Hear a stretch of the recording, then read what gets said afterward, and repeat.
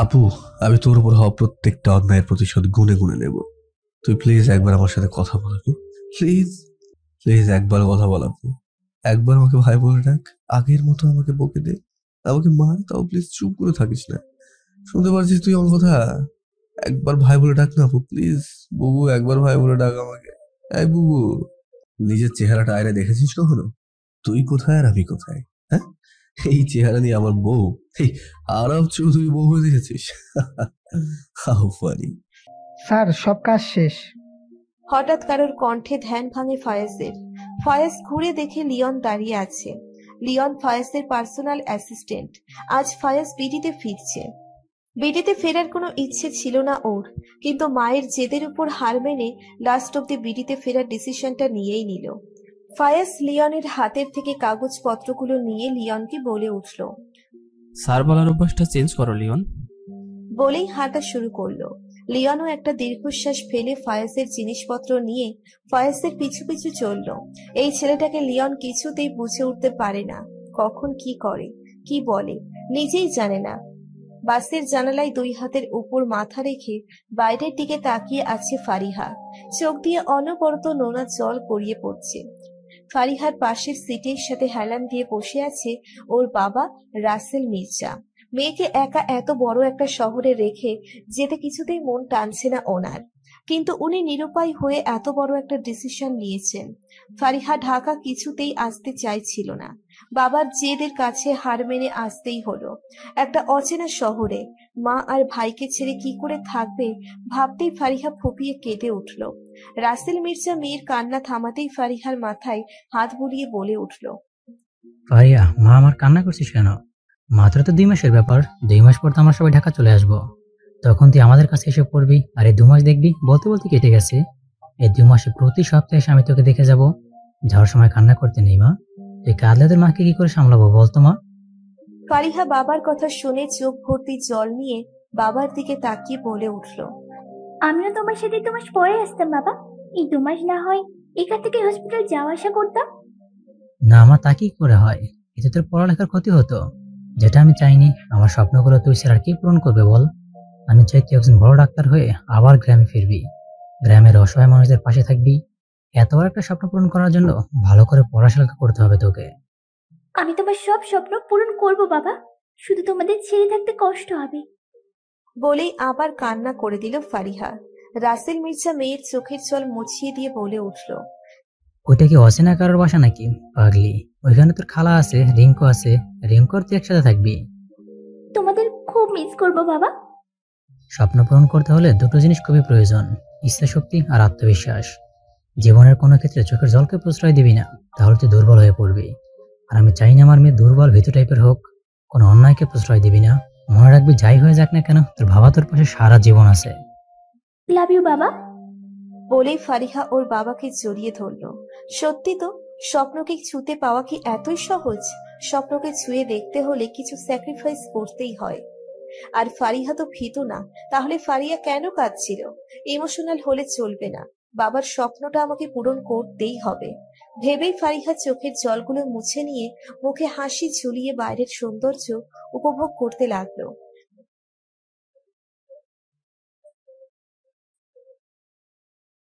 খুশি মনে কথাগুলো বলে উঠল আরাফ। ওর ঠিক সামনেই জানালার গ্রিলের সাথে মাথা ঠেকিয়ে একটা কালো শাড়ি পরে দাঁড়িয়ে আছে অনন্যা। কোমর অব্দি লম্বা চুলগুলো বাতাসের সাথে তাল মিলিয়ে উড়ে চলেছে। মুখে লেগে আছে হাজারটা বিষণ্ণতা। এদিকে আরাফ যে ওকে কিছু বলতে যাচ্ছে সেদিকে ওর খেয়ালই নেই। আরাফ অনন্যাকে চুপচাপ দাঁড়িয়ে থাকতে দেখে অনন্যার দিকে এগিয়ে অনন্যার কাঁধে হাত রাখতেই অনন্যা আরাফের দিকে ফিরে তাকালো। অনন্যাকে তাকাতে দেখে আরাফ আবারও হাস্য উজ্জ্বল মুখ করে বলে উঠল। আপু, আমি তোর উপর হওয়া প্রত্যেকটা অন্যায়ের প্রতিশোধ গুনে গুনে নেব। তুই প্লিজ একবার আমার সাথে কথা বল আপু, প্লিজ। আরাফের কথা শুনে অনন্যা এক দৃষ্টিতে আরাফের দিকে তাকিয়ে আছে। নিজের একমাত্র বোনকে প্রতিনিয়ত পাথরের মতো দেখতে আরাফের বড্ড কষ্ট হয়। অনন্যাকে এমন করে তাকিয়ে থাকতে দেখে আরাফ এইবার অনন্যাকে ঝাঁকিয়ে জোরে চিৎকার করে বলতে থাকে। প্লিজ একবার কথা বল আপু। একবার আমাকে ভাই বলে ডাক। আগের মতো আমাকে বকে দে। আমাকে মার, তাও প্লিজ চুপ করে থাকিস না। শুনতে পারছিস তুই আমার কথা? একবার ভাই বলে ডাক না আপু, প্লিজ। বুবু, একবার ভাই বলে ডাক আমাকে। এই বুবু। বলেই অনন্যাকে জড়িয়ে ধরে কান্না করে উঠল আরাফ। অনন্যাকে এখনো সেই পাথরের ন্যায় চুপচাপ দাঁড়িয়ে আছে। 2 দিন ধরে বিয়ে বাড়ির আমেজটা মুহূর্তেই নষ্ট হয়ে গেছে। পুরো বাড়ি জুড়ে থমথম পরিবেশ বিরাজ করছে। তেজালো সূর্যটা গা ঢাকা দিয়েছে কালো মেঘের আড়ালে। কালো মেঘ এসে সবকিছু যেমন নিমেষেই গ্রাস করে দেয়, তেমনি এক টুকরো কালো মেঘ এসে অরিনের জীবনটা গ্রাস করে নিয়েছে। বিয়ের আসরে একটা মেয়ের বিয়ে ভেঙে যাওয়া মানে মেয়েটা সারা জীবনের সমাজের রীতি নিয়ম মেনে বঞ্চিত হয়ে গেল। অন্য কেউ হলে অরিন এতটা কষ্ট পেত, কিন্তু যাকে নিজের চাইতেও বেশি ভালোবাসতো সেই আরাফ ওর সাথে বেইমানি করলো, ওকে সবার সামনে ছোট করলো। এটা অরিন কিছুতেই মেনে নিতে পারছে না। চোখ দিয়ে ঝরঝর করে পানি পড়ছে, চোখের কাজলগুলো লেপ্টে রয়েছে, চুলগুলো এলোমেলো হয়ে আছে, লাল বেনারসিটার ভিজে চুপচুপ হয়ে আছে। ওয়াশরুমের দরজা ভেদ করে অরিনের কান্নার শব্দটা রুম অব্দি আসার সুযোগ পাচ্ছে না। অরিন 2 হাঁটুতে মুখ গুজে কান্না করছে। কতক্ষণ যাবৎ এভাবে ভিজছে অরিন ঠিক নেই। কেন এমন করলো আরাফ, সেটা বের করতেই হবে। অরিন 2 হাত দিয়ে নিচের গয়নাগুলো খুলে ছুঁড়ে মারতে লাগলো চারিদিকে। দরজার ওপার থেকে আহান আর জিনিয়া দরজা ধাক্কাচ্ছে অনেকক্ষণ যাবৎ। আহান এইবার আর না পেরে চিৎকার করে বলে উঠল, প্লিজ অরিন, দরজাটা খোল বোন। কেন এমন পাগলামি করছিস? ওই ছেলেটা তোকে ভালোবাসে না, তার জন্য তুই কেন কষ্ট পাবি? আহানের সাথে তাল মিলিয়ে জিনিয়াও বলে উঠল, আরো দরজাটা খুলে দে দোস্ত। আমি আহান ভাইয়া 2 মিলে আরাফের এমন করার পেছনের কারণ খুঁজে বের করবই। আরাফকে এর শাস্তি পেতেই হবে। দরজাটা খোল বোন, প্লিজ। ওদের শান্ত করার জন্য অরিন চেঁচিয়ে বলে উঠল, প্লিজ ডিস্টার্ব করো না আমার ভাইয়া, আমি ঠিক আছি। আমাকে একটু একা ছেড়ে দাও প্লিজ প্লিজ। আহান প্রত্যুত্তরে কিছু বলতে যাবে, তার আগেই জিনিয়া আহানকে থামিয়ে দিয়ে বলে উঠল, থাক ভাইয়া, ওকে একটু একা ছেড়ে দেওয়া উচিত। আহানও আর কিছু না বলে একটা দীর্ঘশ্বাস ছেড়ে বেরিয়ে এলো। রুম থেকে জিনিয়াও চোখের কোণে জমে থাকা পানিগুলো টিস্যু পেপারে মুছে বেরিয়ে এলো। একের পর এক জিনিসগুলো মেঝেতে ছুঁড়ে মারছে আরাফ। রাগ আর কষ্ট দুটো মিশিয়ে আরাফ নিজেকে সামলাতে না পেরে রুমে ভাঙচুর করছে। ও তো প্রতিশোধ নিতে চেয়েছিল, কিন্তু নিজের অজান্তেই অরিনকে ভালোবেসে ফেলেছে। একমাত্র বোনের উপর হওয়া অন্যায়ের প্রতিশোধ নিতে গিয়ে নিজের ভালোবাসাকে গলা টিপে হত্যা করলো আরাফ। এত কিছু করেও লাভ হলো না। অনন্য তো আর কথা বলতে পারলো না। আরাফ বড় একটা ফুলদানি হাতে নিয়ে সোজা ড্রেসিং টেবিলের আয়নার দিকে ছুঁড়ে মারল। আয়নাটা মুহূর্তেই বহু খণ্ডে বিভক্ত হয়ে গেল, আর আরাফ দোহাতে নিজের চুল আঁকড়ে ধরে চিৎকার করে হাঁটু ভেঙে নিচে বসে পড়ল। তারপর পাগলের মতো কাঁদতে কাঁদতে বলে উঠল, আর পারছি না। আমি নিজের সাথে নিজের লড়াই করে প্রতিনিয়ত হেরে যাচ্ছে। নিজের ভালোবাসাকে নিজ হাতে হত্যা করলাম। অরিন আমাকে ঘৃণা করবে আজ থেকে। আর করবি না বা কেন? আমি তো অন্যায় করেছি, অনেক বড় অন্যায়, যে অন্যায়ের কোনো ক্ষমা হয় না। আমাকে ক্ষমা করে দিও অনেক। আমি না চাইতেও তোমাকে অনেক কষ্ট দিয়ে দিয়েছি, ক্ষমা করো আমাকে। বলে নিচের দিকে তাকিয়ে নীরবে চোখের জল ফেলতে লাগলো। দরজার বাইরের থেকে নিজের ছেলের এমন পাগলের মতো অবস্থা দেখে মুখে আঁচল গুজে কাঁদতে কাঁদতে রুমের দিকে পা বাড়ালো শারমিন চৌধুরী। নিজের চোখের সামনে নিজের একমাত্র মেয়েটাকে 1 বছর ধরে কুড়ে কুড়ে শেষ হয়ে যেতে দেখেছে। এখন ছেলেটাও প্রতিশোধের নেশায় পাগল হয়ে নিজের জীবনটাকেই নষ্ট করে দিল। ভেবেই শারমিন চৌধুরী কান্নায় ভেঙে পড়ল। একটা বাড়ির নিচে এসে ফারিহাদের গাড়িটা থামতেই গাড়ির জানালা দিয়ে বাইরে উকি দিতে ফারিহা এক দোতলা বাড়ির দিকে ফারিহার নজর গেল। বাড়িটা দেখতে রাজপ্রাসাদের থেকে কম না। এটা ফারিহার খালাদের নতুন বাড়ি। এই বাড়িতেই প্রথম এলো ফারিহা। ফারিহার কেমন যেন লাগছে এই বাসায় থাকতে, তাও থাকতেই হবে, কি আর করার। ফারিহারা গাড়ি থেকে নেমে দরজার কাছে গিয়ে কলিং বেল বাজাতেই ডালিয়া বেগম হাসি মুখে দরজা খুলে দিতেই ফারিহা ডালিয়া বেগমকে সালাম দিতেই ডালিয়া বেগম ফারিহাকে হাসি মুখে জড়িয়ে ধরে বলে উঠল, কেমন আছিস ফারিহা মা? কতদিন পর তোকে দেখলাম। রিঙ্কু, দেখে যা কারা এসেছে। ভাইজান, বাইরে দাঁড়িয়ে কেন, ভেতরে আসেন। কতদিন পর আপনাদের দেখলাম, মনটা নিমেষেই ভালো হয়ে গেল। রাসেল মির্জা ও বোনের সাথে কথা বলতে বলতে ভেতরে ঢুকলো, আর ফারিহা বড় বড় চোখ করে চারিদিকটাকে দেখছে। বাড়িটা রাজকীয় ভাবে সাজানো। ওনারা কত বড় লোক, অথচ মনি আর রিঙ্কু কত সাধারণভাবে চলাফেরা করে, কোনো অহংকার নেই মনি।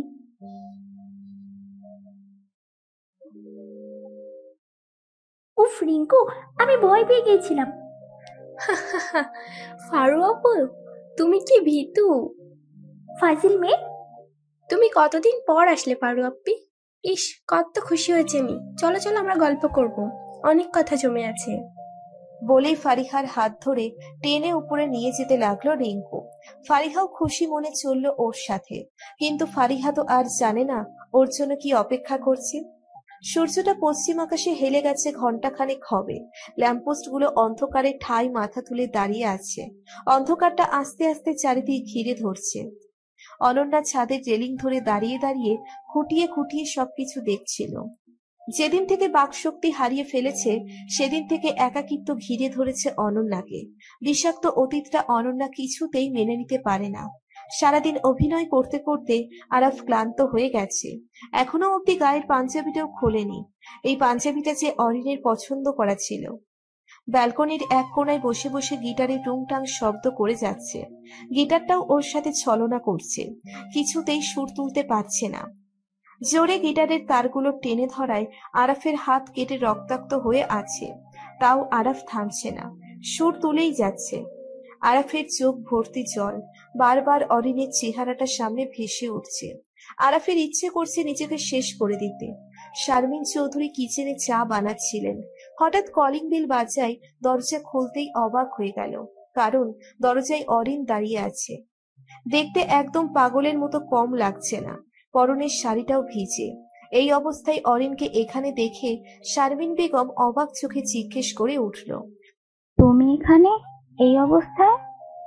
অরিন কিছু না বলে ওনাকে ঠেলে ভেতরে ঢুকে সোজা উপরে আরাফের রুমে চলে এলো। আরাফের রুমে আসতেই ব্যালকনি থেকে টুংটাং আওয়াজ আসতেই অরিন জোর পায়ে ব্যালকনির দরজায় গিয়ে মলিন কণ্ঠে আরাফ বলে ডেকে উঠল। চেনা কণ্ঠ পেয়ে আরাফ পিছনে ফিরতেই হুট করে দাঁড়িয়ে গেল। অরিনকে চোখের সামনে বিধ্বস্ত অবস্থায় দেখে আরাফের চোখ কপালে। প্রশ্নসূচক কণ্ঠে অরিন বলতেই আরাফের গালে ঠাস করে একটা থাপ্পড় মেরে বসলো অরিন। তারপর আরাফের কলার ধরে চেঁচিয়ে বলে উঠল, তোকে অনেক ভালোবেসেছিলাম রে, আর তুই আমার সাথে বেইমানি করলি কেন? কি ক্ষতি করেছিলাম তোর? কেন আমার বাবার সম্মান মাটিতে মিশিয়ে দিলি? কেন আমাকে ঠকালি? একবার বলতে আমি তোর জীবন থেকে সরে যেতাম। তাহলে কেন আমার সাথে বিশ্বাসঘাতকতা করলি? কেন? আমার প্রশ্নের উত্তর দে, কেন এমন করলি? কেন? বলেই অরিন আরাফের গালে আরেকটা থাপ্পড় দিয়ে উঠল। তৃতীয় নম্বর থাপ্পড়টা দেওয়ার জন্য অরিন হাত তুলতেই আরাফ অরিনের হাতটা ধরে ফেলল। রাগে অরিনের গাল চেপে ধরে বলে উঠল, আরাফের গায়ে হাত তোলার অধিকার তোকে কে দিয়েছে? হাউ ডে ইউ টফার কোথাকার! অরিনের ব্যথায় আহ বলে উঠল। আমার লাগছে আরাফ, ছাড়ো আমাকে, ছাড়ো। বলেই অরিন এক ঝটকায় নিজেকে ছাড়িয়ে নিল। তারপর রাগী কণ্ঠে চেঁচিয়ে বলে উঠল, কেন এমন করলে তুমি? তোমার কাছে হাত জোড় করছি, একবার আমাকে কারণটা বলো। আমি কোনোদিন আমার মুখ তোমাকে দেখাবো না, প্রমিস করলাম তোমাকে। প্লিজ একবার শুধু কারণটা বলো। আরাফ চোখের জলটুকু অরিনের থেকে লুকাতে হুট করে পিছনে ঘুরে গেল। চোখ বন্ধ করে দাঁত মুখ খিঁচে দুই হাত মুঠ করে আছে। অরিন এমন করলে আরাফ নিজেকে সামলাতে পারবে না। আরাফকে চুপ থাকতে দেখে অরিন আবারও কান্না ভেজা কণ্ঠে বলে উঠল, চুপ করে থেকো না আরাফ, প্লিজ একবার কারণটা বলো। আরাফ অরিনের চোখের আড়ালের চোখের জল মুছে নিয়ে রাগী ফেস করে রাগান্বিত কণ্ঠে চেঁচিয়ে বলে উঠল, তোর মতো মেয়ের কাছে আমি কৈফিয়ত দিতে বাধ্য নই। তোদের মতো মেয়ের সাথে এমনই হওয়া উচিত। ব্যাস, অনেক বলেছো তুমি। আর না, আর কিচ্ছু শুনতে চাই না আমি।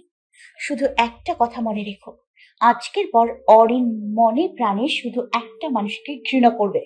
সে কে জানো? সে হলো মিস্টার আরাফ চৌধুরী। যতদিন এই অরিন বেঁচে থাকবে ততদিন শুধু এই নামের মানুষটাকে ঘৃণা করবে। চললাম। বলেই অরিন চোখ মুছতে মুছতে দৌড়ে আরাফের বাড়ি থেকে বেরিয়ে আসলো। অরিন চলে যাওয়ার সাথে সাথে আরাফ রাগ কন্ট্রোল করতে না পেরে জোরে দেওয়ালে ঘুষি মেরে বসলো।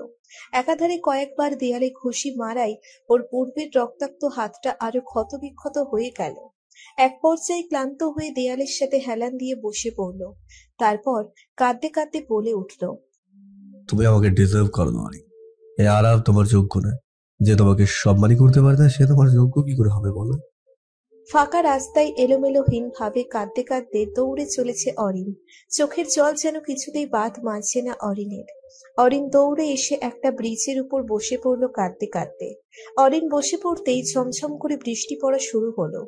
অরিনের মনে হচ্ছে এই বৃষ্টিগুলো অরিনকে সান্ত্বনা দিতেই এসেছে। অরিন এক নাগাড়ে কেঁদেই চলেছে। যদি কিছুটা নিজেকে শান্ত করতে পারে। এই ঝুম বৃষ্টিতে একটা শীতল হাতের স্পর্শে অরিন শিউরে উঠল। উপরে তাকাতেই অন্ধকারে মানুষটাকে চিনতে পারল না অরিন। অরিন তাকাতেই সামনে থাকা ব্যক্তিটি মলিন কণ্ঠে বলে উঠল, আর কত কষ্ট পাবি বলতো? চেনা কণ্ঠস্বর পেয়ে অরিন একটা স্বস্তির নিঃশ্বাস ছেড়ে উঠে দাঁড়ালো। অরিনের কথা রাখতেই আহানি অরিনকে আরাফদের বাসায় নিয়ে এসেছিল। তখন অরিনকে আরাফদের বাসা থেকে দৌড়ে বেরিয়ে যেতে দেখে আহানও পিছু পিছু দৌড়ে আসে। অরিন দুহাত দিয়ে চোখের পানিগুলো মুছে বলে ওঠে, না ভাইয়া, আমি আর কাঁদবো না। কার জন্য কাঁদবো বলো? ওই নোংরা মানুষটার জন্য? কখনো না। আমি আর ওর জন্য চোখের পানি ফেলবো না। তোমাকে আর বাবাকে নিয়ে হ্যাপি থাকবো। ক্ষমা করো আমাকে। আমার জন্য তোমাদের সম্মান ধুলোয় মিশে গেল। না বোন, এতে তোর কোনো দোষ নেই। ভাগ্যের উপর কারো হাত থাকে না। বেশিক্ষণ ভিজলে শরীর খারাপ করবে। বাসায় চল, বাবা তোর জন্য অপেক্ষা করছে। আহান অরিনকে নিয়ে বাসায় চলে এলো। জানালা দিয়ে রোদের আলো ফারিহার চোখে পড়তেই ফারিহা বিরক্তি নিয়ে আস্তে আস্তে চোখ মেলে তাকালো। আশেপাশে ফিরতেই দেখে রিঙ্কু পাশে নেই। ফারিহা বিছানা ছেড়ে ব্যালকনিতে যেতেই হিমশীতল বাতাস ফারিহার মনটা একেবারে ফুরফুরে করে দিল। সকালের মিষ্টি রোদের আলো চারিদিকে ঝলমল করছে। গাছগুলো আপন মনে মাথা নেড়ে যাচ্ছে। ছোট ছোট পাখিগুলো উড়ে বেড়াচ্ছে চারিদিকে। নিজের অজান্তেই ফারিহার মুখে হাসি ফুটে উঠল। ফারু আপনি? রিঙ্কুর ডাকে ফারিহা পেছন ফিরে দেখে রিঙ্কু দাঁড়িয়ে আছে। দেখে মনে হচ্ছে কোথাও যাচ্ছে। কোথাও যাওয়া হচ্ছে বুঝি? আজকে আমার একজন স্পেশাল গেস্ট আসবে, তাকে রিসিভ করতে এয়ারপোর্ট যাচ্ছি আমি আর বাবা। তুমিও জয়েন করতে পারো আমার সাথে। না রিঙ্কু, আমার শরীরটা ভালো লাগছে না, তোমরা যাও। আমি মনির সাথে বাসায় থাকবো। তাছাড়া বাবাও চলে যাবে কিছুক্ষণ পর। ঠিক আছে। ফারিহা ব্যালকনি থেকে ভিতরে আস্তে আস্তে বলে উঠল, কে আসবে রিঙ্কু? বলা যাবে না, ইটস সারপ্রাইজ ম্যাম। পাগলি, বলতে হবে না। ফারিহা হাসতে হাসতে ফ্রেশ হতে চলে গেল। রিঙ্কিও মুচকি হেসে নিচে নিচে বলে উঠল, তুমি তো জানো না ফারু আপি তোমার জন্য কি অপেক্ষা করছে। এত কষ্ট করে এত প্ল্যান করে তোমাকে এখানে এনেছি কি শুধু শুধু নাকি? রিঙ্কুও নিচে নিচে হেসে উঠল। তারপর বাবার ডাক পড়তে রিঙ্কু চলল এয়ারপোর্টের উদ্দেশ্যে। অনেকক্ষণ যাবৎ কলিং বেল বেজেই যাচ্ছে। ডালিয়া বেগম কিচেন থেকে বের হয়ে আঁচলে হাত মুছতে মুছতে গিয়ে দরজা খুলতেই খুশি হয়ে গেলেন। কারণ দরজার বাইরেই ফায়াজ দাঁড়িয়ে আছে। ফায়াজ মামুনি বলেই ডালিয়া বেগমকে জড়িয়ে ধরল। কখনোই সবার সাথে কথা বলে নিজের রুমের দিকে পা বাড়ালো। একা বাসায় থাকায় ফারিহাত ঘুরে ঘুরে প্রত্যেকটা রুম দেখছিল। দোতলার একদম কর্নারের রুমটা অনেক সুন্দর পরিপাটি করে সাজানো, আর দেয়ালে একটা ফ্রেমে সুদর্শন একটি ছেলের ছবি ঝুলছে। ছেলেটা যে ফায়াজ তা ফারিহার বুঝতে অসুবিধে হলো না। ফারিহা পুরো রুমটা ঘুরে ঘুরে দেখতে লাগলো। হু আর ইউ? হঠাৎ কারোর কণ্ঠে ফারিহা হক চকিয়ে উঠে পিছনে তাকাতেই দেখে একটা ছেলে দাঁড়িয়ে আছে। কে এই ছেলেটা? এই প্রশ্নটাই ফারিহার মাথায় ফার্স্ট এলো। ছেলেটা ফারিহার দিকে ভ্রু কুঁচকে কিছুক্ষণ তাকিয়ে থেকে হেসে দিয়ে বলে উঠল, ফারিহা তুই? এইবার ফারিহা ঠিক করে খেয়াল করলো ফারিহা একবার ফ্রেমে থাকা ছবিটার দিকে আর একবার ফায়াজের দিকে তাকাচ্ছে। কয়েকবার তাকিয়ে চোখগুলো বড় বড় করে বলে উঠল, ফায়াজ ভাইয়া, ইস, আমি চিনতেই পারিনি। অনেক বছর পর দেখা, তাই চিনতে পারিসনি। আমি কিন্তু এক দেখায় চিনে ফেলেছি। কখন আসলে? এই তো এলাম। ও, তার মানে তোমাকে আনতে রিঙ্কু আর আঙ্কেল গিয়েছিল। বজ্জাত বেটি আমাকে নিল না। দুজন মিলে রাজ্যের আলাপ করতে লাগলো। ফায়াজ যে এত কথা বলতে পারে ওর অফিসের কেউ দেখলে এতক্ষণ হার্ট অ্যাটাক করে বসত। কাল সারা রাত অরিন দু চোখের পাতা এক করতে পারেনি। চোখ দিয়ে পানি পড়েই যাচ্ছিল। অরিনের বাবাও খুব অসুস্থ হয়ে পড়েছে। আহান অনেক রাতে ঘুমানোর কারণে এখনো ঘুমোচ্ছে। অরিন ফ্রেশ হয়ে এসে ব্যালকনিতে দাঁড়িয়ে আছে, একটা সাদা থ্রি পিস গায়ে, চুলগুলো এলোমেলো ভাবে খোপা করা, চোখগুলো ফুলে উঠেছে, মুখটাও ভার ভার। ব্যস্ত শহরের মানুষগুলো রাস্তা দিয়ে ছুটোছুটি করছে। অরিন এক দৃষ্টিতে সেদিকে তাকিয়ে আছে। আরু, কারোর মলিন কণ্ঠের ডাক শুনে অরিন পিছনে তাকিয়ে দেখে জিনিয়া দাঁড়িয়ে আছে। জিনিয়াকে দেখে অরিন একটু হাসার চেষ্টা করে বলে উঠল, কখন এলি? সরি রে, আমি খেয়াল করিনি। খেয়াল করবি কি করে? তোর উপর দিয়ে যা গেল।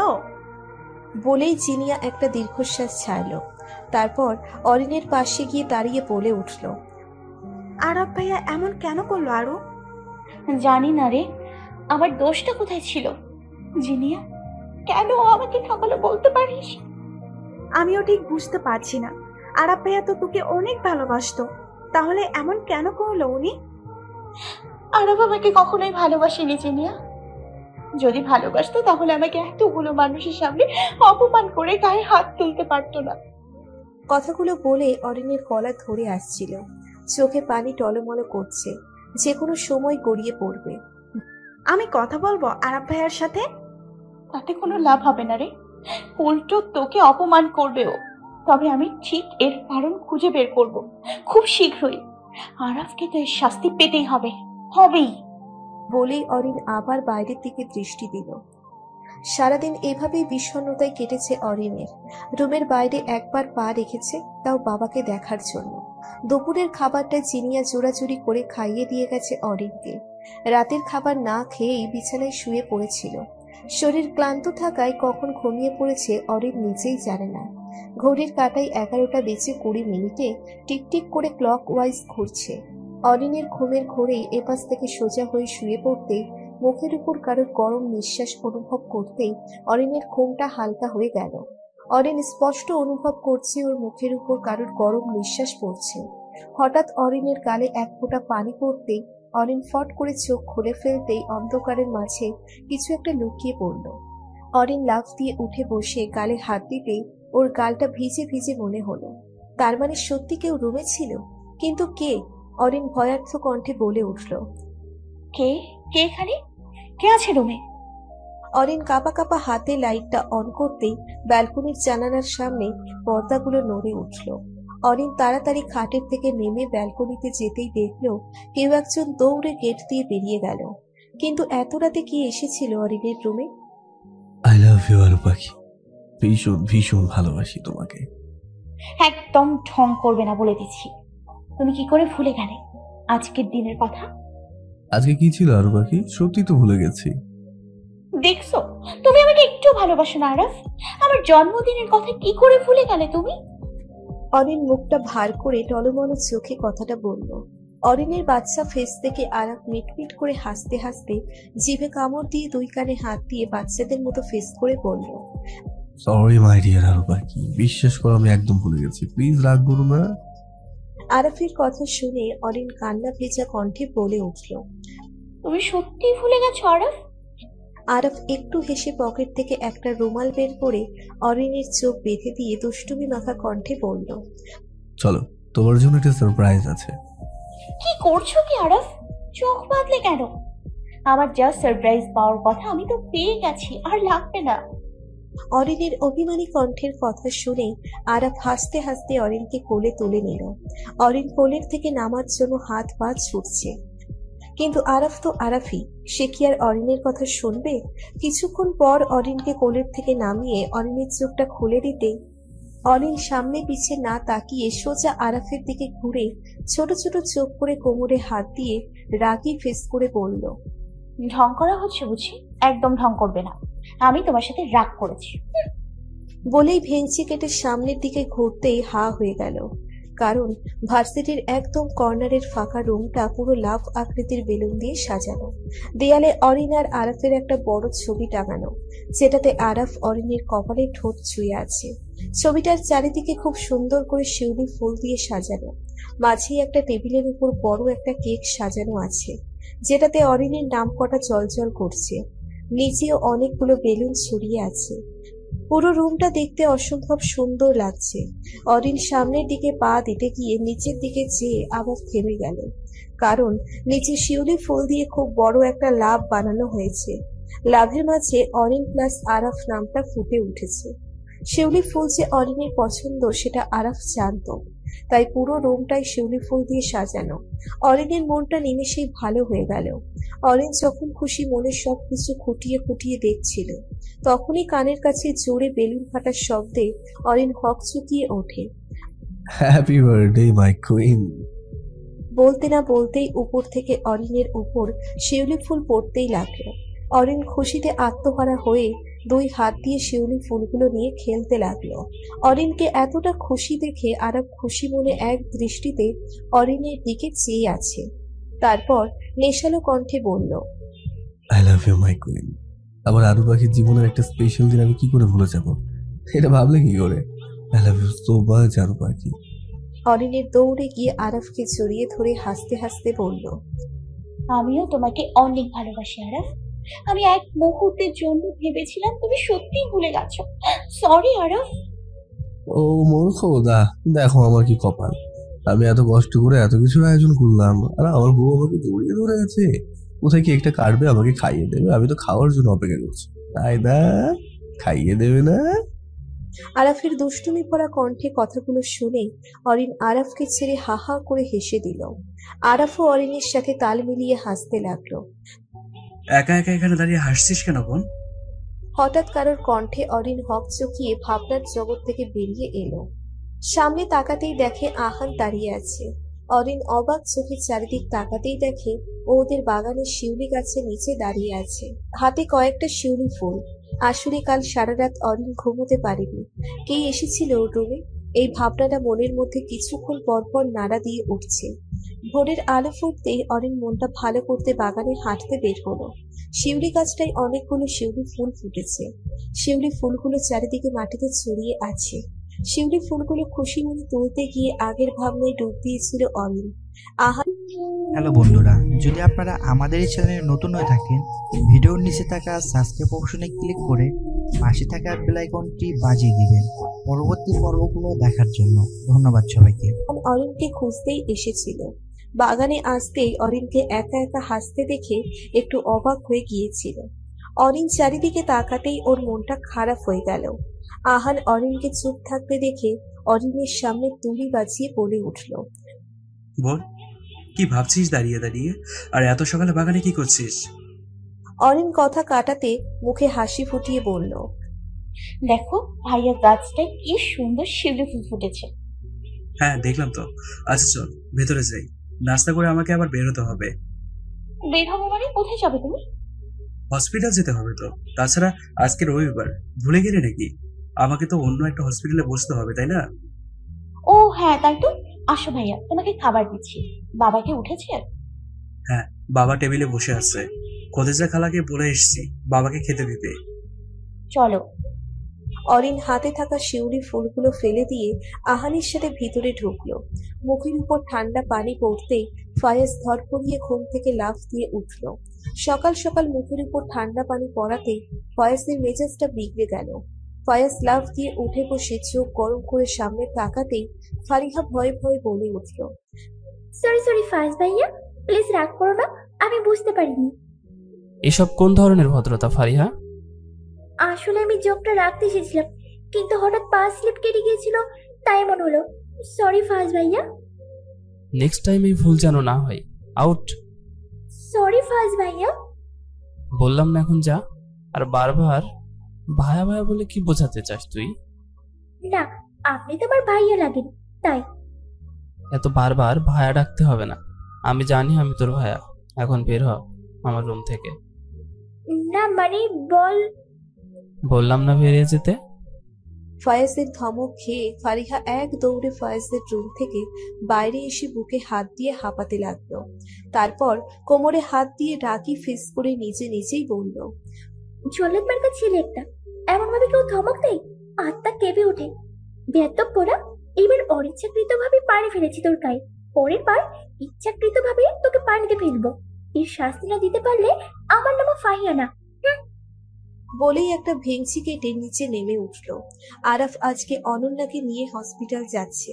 এতদিন অনেক ডাক্তার দেখিয়ে এসেছে, কিন্তু কোনো লাভ হয়নি। প্রত্যেকটা ডাক্তার ব্যর্থ হয়েছে। আজকে আবার অন্য একটা ডাক্তারের কাছে নিয়ে যাচ্ছে, কিন্তু ডাক্তারের নাম আহান শুনেই আরাফের মনে খটকা লেগেছিল। পরক্ষণেই আবার ভেবে নিয়েছে আহান তো অনেকের নাম থাকতে পারে, তাই অনন্যাকে নিয়ে বের হচ্ছে হসপিটালের উদ্দেশ্যে। হসপিটালে পৌঁছে আরাফ অনন্যাকে হসপিটালের করিডোরে অনন্যাকে বসিয়ে রেখে রিসেপশনিস্টের কাছে গেল। আহান গাড়ি থেকে নেমে তাড়াতাড়ি করে হসপিটালের ভেতরে ঢুকছে। ঘড়ি দেখতে দেখতে ভেতরে ঢোকার সময় কারোর সঙ্গে ধাক্কা লাগলো। আহান আগে পিছে না দেখে সরি বলতে বলতে তাড়াতাড়ি চলে এলো। আহান তাড়াহুড়ো করে কেবিনে ঢুকতে গিয়ে আবার কয়েক পা পিছিয়ে আসতেই ওর থেকে একটু দূরে বসে থাকা মেয়েটার দিকে আহানের চোখ গেল। মেয়েটাকে আহানের বড্ড চেনা মনে হচ্ছে। আহান কয়েক পা এগিয়ে মেয়েটার সামনে গিয়ে দাঁড়াতেই অবাক হয়ে গেল। মেয়েটাকে দেখার সাথে সাথে আহানের বুকের ভেতরটা দৌড়ে মুচড়ে উঠল। 1 বছর পর নিজের অতীতটাকে সামনে দেখে আহান নিজেকে সামলাতে পারছে না। অবাক স্বরে আহানের মুখ থেকে একটা নামই বেরিয়ে এলো, অনন্যা। নিজের নামটা শুনেই অনন্যা উপরের দিকে তাকাতেই মুহূর্তে অনন্যার চোখে মুখের রং পাল্টে যেতে লাগলো। অনন্যা অদ্ভুতভাবে কাঁপতে লাগলো। চোখগুলো টলমলো করে উঠল পানিতে, চোখটাও লাল বর্ণ ধারণ করতে লাগলো। অনন্যাকে এমন করতে দেখে আহান চিন্তিত চোখে তাকিয়ে আছে ওর দিকে। অনন্যা জোরালো ভাবে কাঁপতে লাগলো। কাঁপতে কাঁপতে হাতটা আহানের মুখের দিকে বাড়িয়ে দিয়ে মুখ দিয়ে শুধু আ শব্দ করতে লাগলো। অনন্যার চোখের সামনে সবকিছু অন্ধকার হয়ে আসছে। আহান অনন্যার অবস্থা বুঝতে না পেরে কিছু জিজ্ঞেস করতে যাবে, ঠিক তখনই অনন্যার ঢুলে আহানের বুকের উপর পড়ল। হঠাৎ এমন হওয়ায় আহান অনন্যাকে ধরে চেঁচিয়ে বলতে লাগলো, অনন্যা, কি হয়েছে তোমার? ঠিক আছে তো তুমি, অনন্যা? কিন্তু অনন্যার কোনো সারা শব্দ না পেয়ে আহান একটু ভড়কে গেল। হঠাৎ কি হয়ে গেল ওর? কোথাও বেরোচ্ছিস নাকি মা? বাবা, ইউনিভার্সিটি যাবো একটু। না গেলেই হতো না? না মানে বাবার কথা শুনে অরিন মুখে একটু হাসির রেখা টেনে বলল, তুমি চিন্তা করো না বাবা, আমি একদম ঠিক আছি, তুমি সাবধানে থেকো, আসছি। বলেই অরিন ব্যাগটা কাঁধে ঝুলিয়ে বেরিয়ে গেল। আজ অরিন ভার্সিটি যাচ্ছে। ভার্সিটি গেলে যদি অরিন কিছু জানতে পারে, এই ভেবেই যাওয়া হচ্ছে। বেশ কিছুক্ষণ পর অরিন ভার্সিটিতে পৌঁছে গিয়ে গাড়ি থেকে নেমে গেটের কাছে যেতেই জিনিয়া দৌড়ে এসে অরিনের হাত ধরে বলে উঠল, আমি ভাবতেও পারিনি তুই এত তাড়াতাড়ি নিজেকে গুছিয়ে নিতে পারবি। আরো যতদিন অবধি আমি আসল সত্যিটা জানতে না পারছি, ততদিন অবধি নিজেকে গুছিয়ে রাখবো, তারপর আর ফের শাস্তির কথা ভাববো। জানিস আরো, কেন যেন মনে হয় আরাব ভাইয়া ওইগুলো মন থেকে করেনি। কোনো কারণ অবশ্যই আছে। আমি জানি আরাফ আমাকে সত্যিই ভালোবাসে, ওর মুখে যাই বলুক না কেন আমি বিশ্বাস করি না। আমি তোর পাশে সব সময় আছি। আরো আরাফ কি ভার্সিটিতে এসছে? না তো, আমি ওকে ভার্সিটির কোথাও দেখলাম না তো। মানে আসেনি মানে? জানি না তো, চল ওর বন্ধুদের কাছে থেকে জিজ্ঞাসা করা যাক। অরিন আর জিনিয়া আরাফের বন্ধুদের কাছ থেকে জিজ্ঞেস করে জানতে পারলো আরাফ আজ সত্যি আসেনি ভার্সিটিতে। অরিন আর জিনিয়া দুজনেই মন খারাপ করে চলে আসার সময় হঠাৎ অরিনের কানে আসলো, আরাফ কেন আসলো না রে, জানিস কিছু? আরে অরণ্যাপুকে নিয়ে হসপিটাল যাবে। অনন্যা নামটা শুনতেই অরিন থেমে গেল। তারপর হুট করে পিছনে ঘুরে জিজ্ঞেস করলো, অনন্যা কে রাহাত? আরে বা। রাহাত অরিনকে ভাবি বলতে গিয়েও থেমে গেল। তারপর গলা ছেড়ে বলল, এখন যখন আপনার সাথে আরাফের কোনো সম্পর্ক নেই, তাহলে সত্যিটা বলাই যায়। সত্যি? কোন সত্যির কথা বলছো তুমি? অনন্যা আপু আরাফের বড় বোন। কথাটা শুনেই যেন অরিন আকাশ থেকে পড়ল, কারণ অরিন জানতো আরাফ একা, ওর মা ছাড়া কেউ নেই। তাহলে বড় বোন আসলো কোথা থেকে? অরিন কয়েকবার আরাফদের বাসায় গিয়েছে, কিন্তু আরাফের মা বাদে কাউকে তো দেখেনি অরিন। তাহলে সবকিছু যেন নিমেষে ঝড় পাকিয়ে যেতে লাগলো অরিনের। কুয়াশা এসে সবকিছু আড়াল করে নিচ্ছে। অরিন অবাক স্বরে জোরেই বলে উঠল, কি বলছো তুমি? আরাফের বোন আছে আর আমি জানি না? আরাফ এই কথাটা আপনাকে বলতে বারণ করেছিল।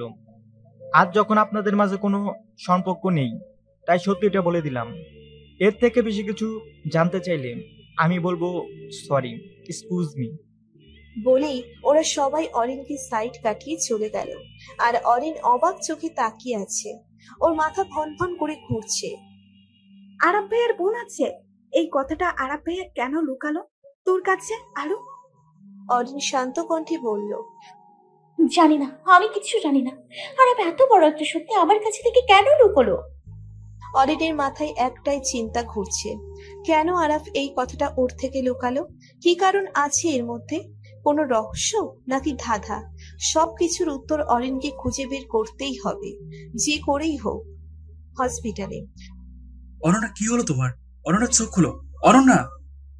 আহান এক নাগাড়ে অনন্যাকে ডেকেই যাচ্ছে, কিন্তু অনন্যার কোনো সারা শব্দ না পেয়ে আহান এইবার অনেকটাই ভয় পেয়ে গেল। হসপিটালের উপস্থিত সবাই ওদের দিকে তাকিয়ে আছে। আহান হুট করে হসপিটালের সবার সামনে অনন্যাকে কোলে তুলে নিল, তারপর কেবিনের বেডে শুইয়ে দিয়ে জোরে বলল, ব্রাডস কুইক, পানি নিয়ে এসো। অনন্যা, চোখ খোলো প্লিজ, কি হয়েছে তোমার? আহানের আদেশ পেয়ে একটা নার্স গিয়ে দৌড়ে পানি এনে দিল। আহান অনন্যার চোখে মুখে পানির ছিটে দিতে দিতে অনন্যাকে ডাকছে, কিন্তু অনন্যার কোনো সারা শব্দ নেই। আহান অনন্যার দুই গাল ধরে মলিন কণ্ঠে অনন্যাকে ডেকে চলেছে। অনন্যার এই অবস্থা দেখে আহানের বুকটা ফেটে যাচ্ছে। আহান কি করবে বুঝে উঠতে পারছে না। টেনশনে আহানের কপালে বিন্দু বিন্দু ঘাম জমতে শুরু করেছে। নার্সরা সবাই অবাক চোখে আহানের দিকে তাকিয়ে আছে। এতদিন ধরে আহান এই হসপিটালে বসে, কিন্তু কখনো কোনো পেশেন্টের জন্য এমন করতে দেখেনি। আজ হঠাৎ একটা মেয়ের জন্য এমন পাগলের মতো করতে দেখে সবাই একটু অবাক হয়ে আছে। আহান এখনো পাগলের মতো ডেকেই যাচ্ছে অনন্যাকে। হঠাৎ করে অনন্যার নিঃশ্বাস জোরে জোরে পড়তে লাগলো, যেমনটা কারোর শ্বাসকষ্ট হলে হয় তেমন করে। অনন্যার এমন অবস্থা দেখে আহান পাগলের মতো করতে থাকলো, বারবার চেঁচিয়ে অনন্যাকে ডেকেই যাচ্ছে। আহানের চোখে পানি টলমল করছে। আহান যদি অনন্যার গালে আবার হাত রাখতে যাবে, ঠিক তখনই অনন্যা আস্তে আস্তে চোখ খুলতে লাগলো। অনন্যাকে চোখ খুলতে দেখে আহান একটা স্বস্তির নিঃশ্বাস ছাড়লো। অনন্যা চোখ খুলতেই দেখে মুখের উপর কেউ ঝুঁকে আছে, কিন্তু তার মুখটা অনন্যার কাছে ঝাপসা লাগছে। অনন্যা চোখ কয়েকবার বন্ধ করে খুলতেই আহানের চেহারাটা অন্যরকম কাছে স্পষ্ট হয়ে উঠল। আহানের মুখটা দেখতেই অনন্যা লাফ দিয়ে উঠে বসে পড়ল। অনন্যাকে বসতে দেখে আহান শান্ত কণ্ঠে জিজ্ঞেস করলো, তুমি ঠিক আছো তো অনন্যা? হঠাৎ কি হয়েছিল তোমার? অনন্যা অশ্রুসিক্ত চোখে অবাক হয়ে তাকিয়ে আছে আহানের দিকে। অনন্যার মুখ দেখে মনে হচ্ছে অনেকদিন পর কোনো জীবন্ত লাশ তার দেহে প্রাণ ফিরে পেয়েছে। অনন্যার সব কথাগুলো গলায় আটকে আছে। আহান অনন্যাকে চুপ করে থাকতে দেখে আবার বলে উঠল, চুপ করে আছো কেন অনন্যা? তোমার কি শরীর খারাপ লাগছে? খুব কষ্ট হচ্ছে বুঝি? অনন্যার চোখ বেয়ে নোনা জল গড়িয়ে পড়ছে। মনের কোণে জমি আছে পাহাড় সমান অভিমান। সেদিন আহান অনন্যাকে না ঠকালেও পারতো হয়তো।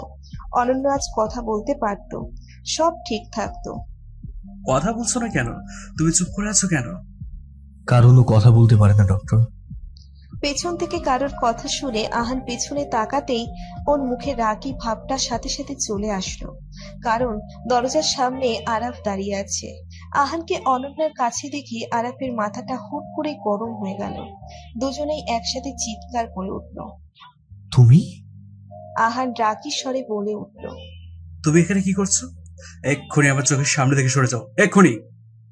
আরাফ রেগে আহানের সামনে এসে আহানকে অনন্যার সামনে থেকে ধাক্কা দিয়ে সরিয়ে বলল, আমার বোনের থেকে দূরে থাকো তুমি।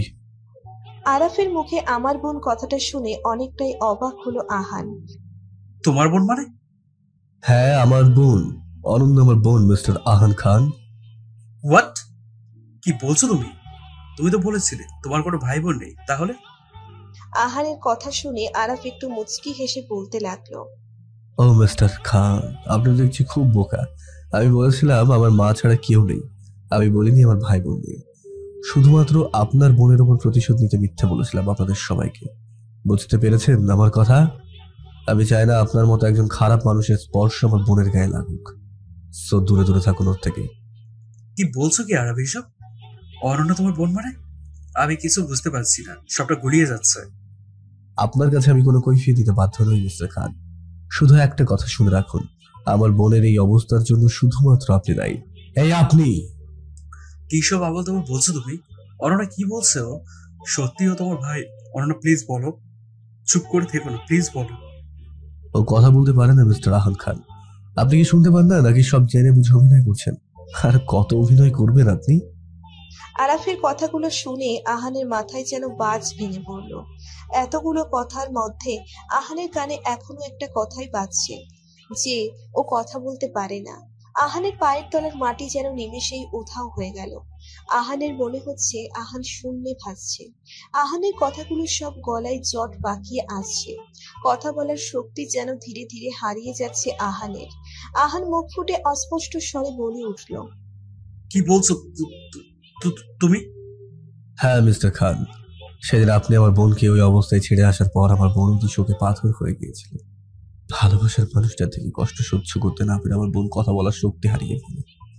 আরাফের কথাগুলো শুনে আহান পাথরের ন্যায় দাঁড়িয়ে আছে। হাতে থাকা মোবাইলটা ঠাস করে নিচে পড়ে যায়। অনন্যা এক দৃষ্টিতে সামনের দিকে তাকিয়ে আছে। আহান কথা বলার শক্তি হারিয়ে ফেলেছে। আহানকে চুপ করে দাঁড়িয়ে থাকতে দেখে আরাফ আবার হাসি দিয়ে বলল, কি মিস্টার খান, চুপ করে গেলেন যে? সত্যিটা সবাই জেনে যাবে এই ভয়ে চুপ করে আছেন? তাহলে কোনো চিন্তা করবেন না, সত্যিটা কেউ জানবে না। কারণ আমার যা করার আমি করে দিয়েছি। আমার ভালোবেসে কষ্ট দেওয়াটা আপনার বোন সারা জীবন মনে রাখবে, আর নিজের ভেতর নিজে গুমড়ে পড়বে। তখন আপনিও বুঝবেন একমাত্র বোনকে চোখের সামনে জীবন্ত লাশ হয়ে বেঁচে থাকতে দেখাটা কতটা কষ্টের। বলেই আরাফ অনন্যার হাত ধরে আহানের সামনে থেকে নিয়ে চলে আসলো। ওর চোখ দিয়েও পানি পড়ছে, কারণ আরাফ অরিনকে কখনো কষ্ট পেতে দেখতে পারবে না। আরাফ অনন্যাকে নিয়ে এসে গাড়িতে বসিয়ে গাড়ি স্টার্ট দিল। ওর চোখ দিয়ে গড়িয়ে পানি পড়ছে। আরাফ এক হাতে চোখের পানিগুলো মুছে নিচ্ছে, আর এক হাতে গাড়ি চালাচ্ছে। অনন্যা অশ্রুসিক্ত চোখে জানালায় মাথা রেখে বাইরে চেয়ে আছে। এই, তুই কি চোখে দেখতে পাস না? চোখে এত বড় বড় একটা চশমা লাগিয়েও চোখে দেখতে পাস না, কানা একটা। দেখো ফায়াজ ভাইয়া, একদম আমাকে কানি কানি বলবে না, আমার খুব রাগ হয়। আমি তো কানি বলিনি ফারিহা বেবি, আমি কানা বলেছি। বলেই ফায়াজ ফারিহার দিকে তাকিয়ে চোখ মেরে দিয়ে হাসতে হাসতে গাড়ি চালাতে লাগলো। আর ফারিহা নিজের কথায় নিজেই ফেঁসে গিয়ে মুখটা ঘুরিয়ে নিল। এই লোকটা বড্ড চালাক, পুরো কথাটাকেই উল্টে দিল। রাগে শরীর চলে যাচ্ছে ফারিহার। কার মুখ দেখে যে সকালে উঠেছিল। ফারিহার হসপিটালে আজ প্রথম দিন। ফারিহা একা যাবেই বলেছিল, কিন্তু ডালিয়া বেগম কিছুতেই ফারিহাকে একা ছাড়বে না, তাই ফায়াজকে সাথে নিয়ে নিল। মনির কথা ফেলতে না পেরে ফারিহাও রাজি হয়ে গেল। ফারিহা রাগে চুপ করে আছে। ফারিহাকে চুপ থাকতে দেখে ফায়াজ দুষ্টুমি ভরা কণ্ঠে বলল, জানিস তো, ডাক্তারি যারা পড়ে তারা বেশিরভাগই কানা হয়। দেখবি তারা এত বড় বড় একটা চশমা চোখে দিয়ে হাঁটে। গাড়ি থামাও ফায়াজ ভাইয়া। ফারিহার এমন কথা শুনে ফায়াজ ভ্রু কুঁচকে তাকিয়ে আছে ওর দিকে। আমি তো বললাম তোমাকে গাড়িটা থামাতে। গাড়ি কেন থামাবো ফারিহা? কিছু দরকার তোর? না, কিছু না, আমি গাড়ি থেকে নামবো। ফারিহার অভিমানী কণ্ঠ শুনে ফায়াজ এইবার বুঝতে পারলো ফারিহা ফায়াজের উপর রেগে আছে। ফায়াজ একটু মুচকি হেসে গাড়ির স্পিড আরো বাড়িয়ে দিল। ফারিহা ভয়ে চোখ মুখ খিচে জোরে বলে উঠল, ও মা গো, তোমরা নাতে নাতে দেখা হলো না, আজ আমি শিওর উপরে চলে যাব। আহারে, আমরা ডাক্তারও হলো না, আমার জামাইটা অকালে বিধবা হয়ে গেল। আল্লাহ রক্ষা করো। এই তোফান ছেলে নিজের সাথে সাথে আমাকেও মেবি তোমার কাছে পার্সেল করে দিবে। ফারিহার এমন অদ্ভুত কথা শুনে ফায়াজ জোরে ব্রেক কষল। হঠাৎ ব্রেক পড়ায় ফারিহা সামনের দিকে একটু ঝুঁকে গিয়ে মাথায় চোট পেল। ফারিহা ভেবেছে গাড়িটা হয়তো অ্যাক্সিডেন্ট করেছে, তাই চোখ না খুলেই বলতে লাগলো, বিদায় পৃথিবী, ওগো পরনের স্বামী, তোমার আর দেখা হলো না মোর। এখন আমি ভূত হয়ে অন্যের ঘাড় মটকাবো। বাবা যে সব হয়েছে ওই রাক্ষসীদের জন্য। ভূত হয়ে আগে ওর ঘাড় মটকাবো। ফারিহার অদ্ভুত অদ্ভুত কথা আর সহ্য করতে না পেরে ফায়াজ জোরে বলে উঠল, স্টপ ইওর ননসেন্স টকিং।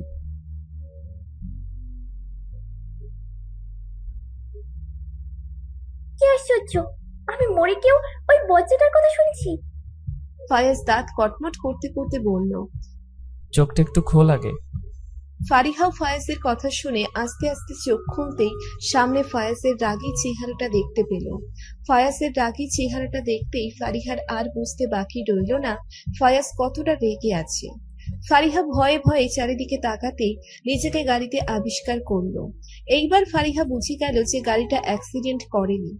এতক্ষণ ফারিহা শুধু ফালতু বকছিল।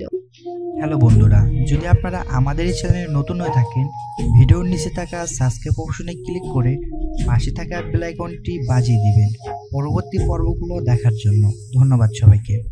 প্রাণী তো বেঁচে গেল, কিন্তু এই ফায়াজের হাত থেকে বাঁচবে কি করে ও? ভাবতেই ফারিহা বড়সড় ঢোক গিলে একটা মেকি হাসি দিয়ে উঠল। আর ফায়াজ এখনো ওর দিকে রাগী দৃষ্টি নিক্ষেপ করে আছে। ফারিহা মনে মনে বলে উঠল, ওরে ফারু, আসতে তো গিয়া। কাঠফাটা রোদ্দুরে ব্যস্ত রাস্তার পাশ দিয়ে হেঁটে যাচ্ছে অরিন। মাথায় এখনো একটাই চিন্তা ঘুরপাক খাচ্ছে, আরাফ কেন এত বড় একটা সত্যি লুকালো, আর কেন যেন অরিনের অনন্যা নামটা খুব চেনা চেনা লাগছে। অরিন ভাবনায় এতই ব্যস্ত ছিল যে ও রাস্তার যে অনেকটা মাঝে চলে এসেছে ও একদমই খেয়াল করেনি। যখন খেয়াল এলো তখন একটা গাড়ি অরিনের খুব কাছে চলে এসেছিল। গাড়িটাকে এত কাছে আসতে দেখে অরিন ভয়ে চিৎকার করে মুখ ঢেকে নিল। চারিদিক থেকে কিছু শব্দ আসতেই অরিন মুখের থেকে আস্তে আস্তে হাতটা সরাতেই দেখে গাড়িটা একদম অরিনের সামনে থেমে আছে। অরিন আর গাড়ির মধ্যে দূরত্ব মাত্র কয়েক ইঞ্চি। অরিনের বুকের ভেতরটা ধড়ফড় করছে, ভয়ে হাত পা কাঁপছে। মুখ থেকে হাতটা সরাতেই মেয়েটার মুখ দেখে আরাফ অবাক চাহনি নিক্ষেপ করে আছে। গাড়িটা আর কারোর ছিল না, আরাফের ছিল। হঠাৎ মেয়েটা গাড়ির সামনে এসে পড়ায় আরাফ অনেক কষ্টে ব্রেক কষে। অরিন সাথে সাথে মুখ ঢেকে রাখায় আরাফ খেয়াল করতে পারেনি। এখন অরিন মুখ থেকে হাত সরাতেই আরাফের বুকটা মুচড়ে উঠল। এই মেয়েটা এত কেয়ারলেস কেন? ভাবতেই রাগে আরাফের শরীর জ্বলে যাচ্ছে। আরাফ রাগী ফেস নিয়ে গাড়ি থেমে সোজা অরিনের সামনে গিয়ে দাঁড়িয়ে বলতে লাগলো, এই বে, এত কেয়ারলেস কেন তুমি? দেখে চলতে পারো না? চোখ দুটো কি হাতে নিয়ে হাঁটো দেখি? রাস্তায় বের হলে কোন ধ্যানে থাকো? এক্ষুনি কি হতে যাচ্ছিল কোনো ধারণা আছে তোমার? এই জন্যই তোমাকে রাস্তায় একা ছাড়তে আমার ভয় লাগে, তোমাকে হারানোর ভয়। এইটুকু বলতেই আরাফ থেমে গেল। আরাফ রাগে বুঝতেই পারেনি ও কাকে কি বলছে। অরিন অবাক হয়ে আরাফের কথাগুলো শুনছিল। আজকের আরাফের মধ্যে অরিন সেই আগের আরাফকে খুঁজে পেয়েছে। কিন্তু আরাফকে থেমে যেতে দেখে অরিন চোখ নিচে নামিয়ে নিল। আরাফও চুপ করে আছে, কি বলতে কি বলে ফেললো। অরিন আরাফকে চুপ করে যেতে দেখে নিচু স্বরে বলল, সরি, আমি খেয়াল করিনি। আসলে কি জানেন, ধোঁকা জিনিসটা মানুষকে ভেতর থেকে মেরে ফেলে। তখন মানুষের শুধু দেহটাই থাকে, দেহে প্রাণ থাকে না। কি জানেন তো, শরীরের কোনো ক্ষত হলে সেটা ডক্টর কয়েক মুহূর্তেই ভালো করে দিতে পারে, কিন্তু মনের ক্ষত কোনো ডক্টরই ভালো করতে পারে না। অরিন কোনো অ্যাঙ্গেলে কথাগুলো বলেছে আরাফ তা হাড়ে হাড়ে বুঝতে পেরেছে। অরিনের কথা শুনে আরাফ কিছু না বলে রেগে গিয়ে গাড়িতে বসলো। অরিনও গাড়ি সাইড দিয়ে এসে কয়েক পা এগিয়ে আবার থেমে গেল। গাড়িতে একটা মেয়েকে দেখতে পেল অরিন।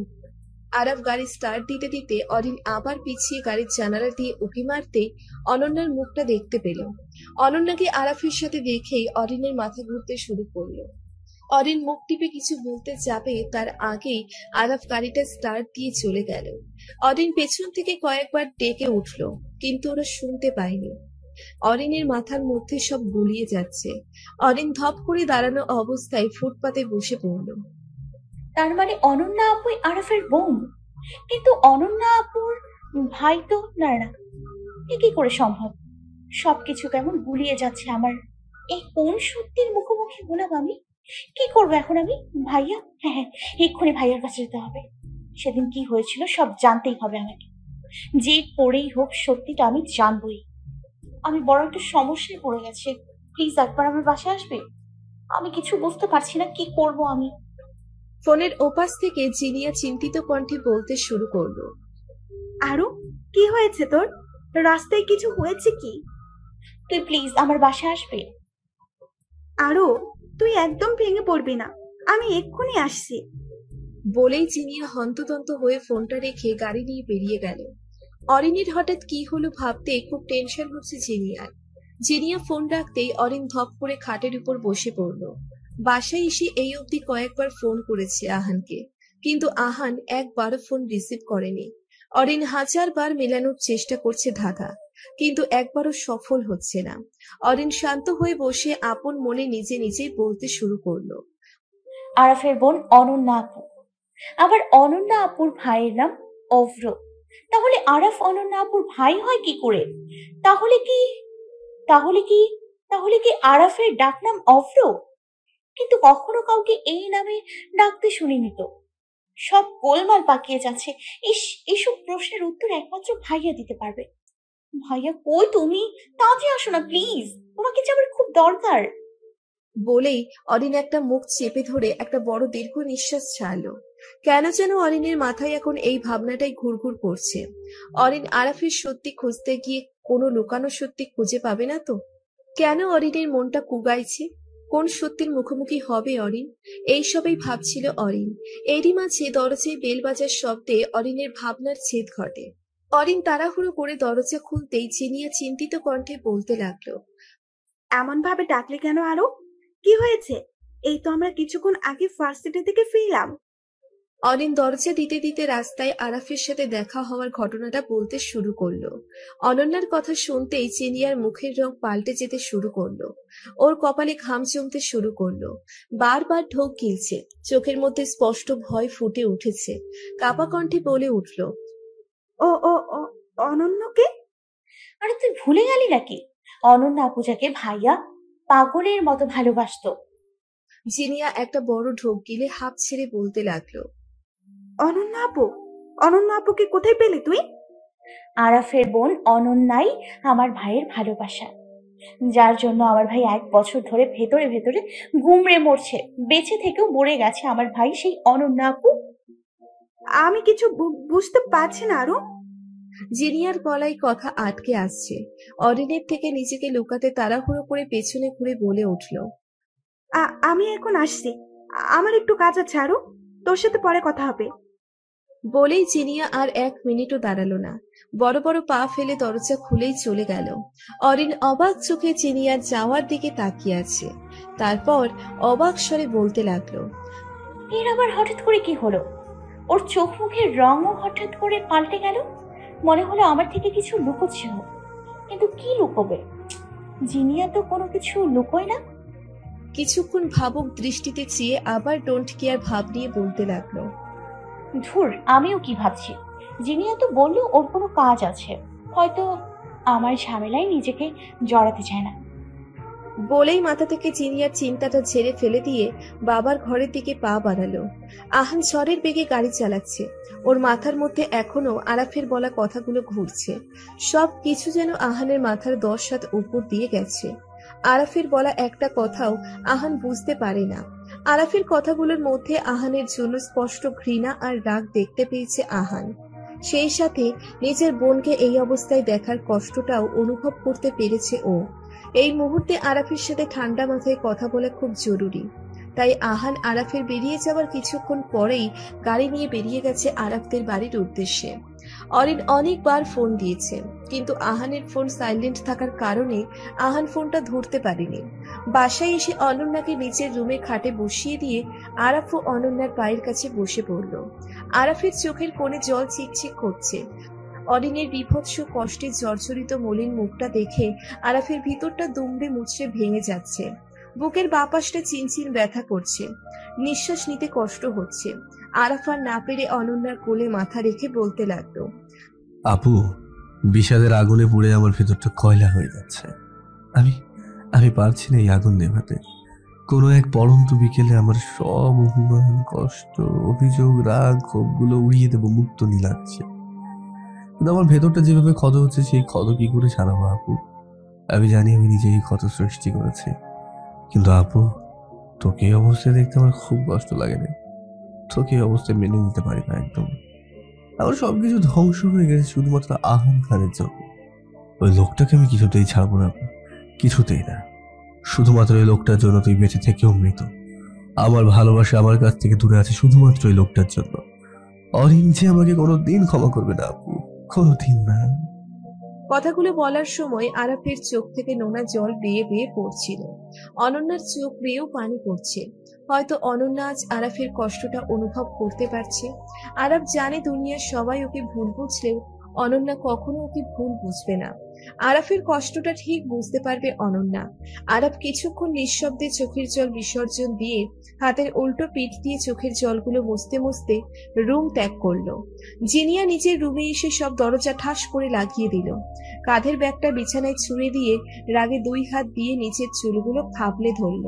তারপর রাগে ফোঁসফোঁস করতে করতে বলে উঠল, অনন্যা, অনন্যা, এই অনন্যা নামটা আমাকে গত 2 বছর ধরে তাড়া করে বেড়াচ্ছে। এই অনন্যা নামটা জন্য আমি চাওয়া পূরণ করতে পারছি না। যখন আমি সবকিছু নিজের মতো গুছিয়ে নিতে শুরু করলাম, ঠিক তখনই আবার সেই অনন্যা এসে হাজির। এত কিছু করলাম শুধুমাত্র অনন্যা নামটা সরানোর জন্য, আর সেই অনন্যা নামক ঝড় আবার আমার জীবনে এসে হাজির। নিজের তৈরি করা খেলাঘর আমি কিছুতেই ভেঙে যেতে দিব না, কিছুতেই না। রাগে ওর শরীর ফেটে যাচ্ছে। একটা শান্তশিষ্ট মেয়ে রাগলে কতটা ভয়ঙ্কর হতে পারে সেটা জিনিয়াকে না দেখতে কেউ বুঝবে না। রাগ সামলাতে না পেরে নিচের রুমের জিনিসপত্রগুলো এক একটা ছুঁড়ে ফেলতে লাগলো। এই মুহূর্তে ওকে দেখতে একদম ক্ষুধার্ত বাঘের মতো লাগছে। জিনিয়া সব জিনিসপত্রগুলো ফেলে দিয়ে চিৎকার করে বলতে শুরু করলো, এই খেলায় আমি জিতবো না, ওই অনন্যাকে জিততে দেব না। না তো অন্য কাউকে জিততে দেব, জিতবো শুধু আমি, শুধু আমি। বলেই হাহা করে হেসে উঠল জিনিয়া। আহান আরাফদের বাড়ির নিচে গাড়ি থামিয়ে হন্ততন্ত হয়ে ভেতরে ঢুকলো। আরাফদের দরজার বেল বাজাতে গিয়ে দেখলো দরজাটা খোলাই আছে। আহান চারিদিকে একবার তাকিয়ে কাউকে না দেখতে পেয়ে সোজা উপরে চলে গেল। সিঁড়ি দিয়ে উপরে উঠে দাঁড়াতেই সিঁড়ির সোজা রুমটার দিকে তাকাতেই আরাফকে দেখতে পেল। আহানকে নিচের বাড়িতে দেখে আরাফ অবাক হয়ে গেল। অনন্যার রুম থেকে বেরোনোর সময় আহানকে সিঁড়িতে দেখতে পেল আরাফ। তো মানে আপনি এই বাসায় কি করছেন? আপনার সাহস হয় কি করে আমার বাড়িতে পা দেওয়ার? এখনই বের হয়ে যান আমার বাড়ি থেকে, গেট আউট! চিৎকার করে বলে উঠল আরাফ। কি বলবেন মিস্টার খান? কড়া গলায় বলে উঠল আরাফ। সোফায় মুখোমুখি বসে আছে আহান আর আরাফ। দুজনের মুখে লেগে আছে এক আকাশ সমান রাগ। আরাফের কথা শুনে আহান শান্ত কণ্ঠে বলতে শুরু করলো, গত 1 বছর অনন্যা কোথায় ছিল, আর তুমি কেন অনন্যার বিষয়টা আমাদের থেকে লুকিয়েছো? আহানের কথা শুনে আরাফ একটু নড়ে চড়ে বসে বলে উঠল, আজ হঠাৎ আপনার এই প্রশ্নগুলোর উত্তর জানতে ইচ্ছে হলো কেন? জানার প্রয়োজন আছে বলেই জানতে চাচ্ছি আরাফ, তুমি কেন হসপিটালে আমাকে দোষারোপ করবে? কেন? প্লিজ বলো, এই প্রশ্নগুলোর উত্তর আমার জানা খুব জরুরি। আহানের শান্ত কণ্ঠ শুনে আরাফ অনেকটাই অবাক। আহান তো নিজের ইচ্ছায় এইসব করেছে, তাহলে কেন আহান এই প্রশ্নগুলোর উত্তর জানতে চাচ্ছে? এই বিষয়টা আরাফকে ভাবাচ্ছে। কিছু একটা ভাবতেই আরাফ আবার রাগি ফেস করে বলল, সব জেনেও কেন এই অভিনয়? বিশ্বাস করো আরাফ, আমি কিচ্ছু বুঝতে পারছি না। তুমি জানো, গত 1 বছর আমি অনন্যাকে পাগলের মতো খুঁজেছি, কিন্তু পাইনি। হঠাৎ করে অনন্যা উধাও হয়ে যাওয়াটা আমি মেনে নিতে পারিনি। আহানের কথাগুলো গলায় আটকে আসছিল। আরাফ অবাক চোখে তাকিয়ে আছে আহানের দিকে। কি বলছে এইসব আহান? কি বলছেন কি আপনি? অনন্যা উধাও হয়ে গিয়েছিল মানে? হ্যাঁ আরাফ, বিশ্বাস করো, আমি সত্যি বলছি।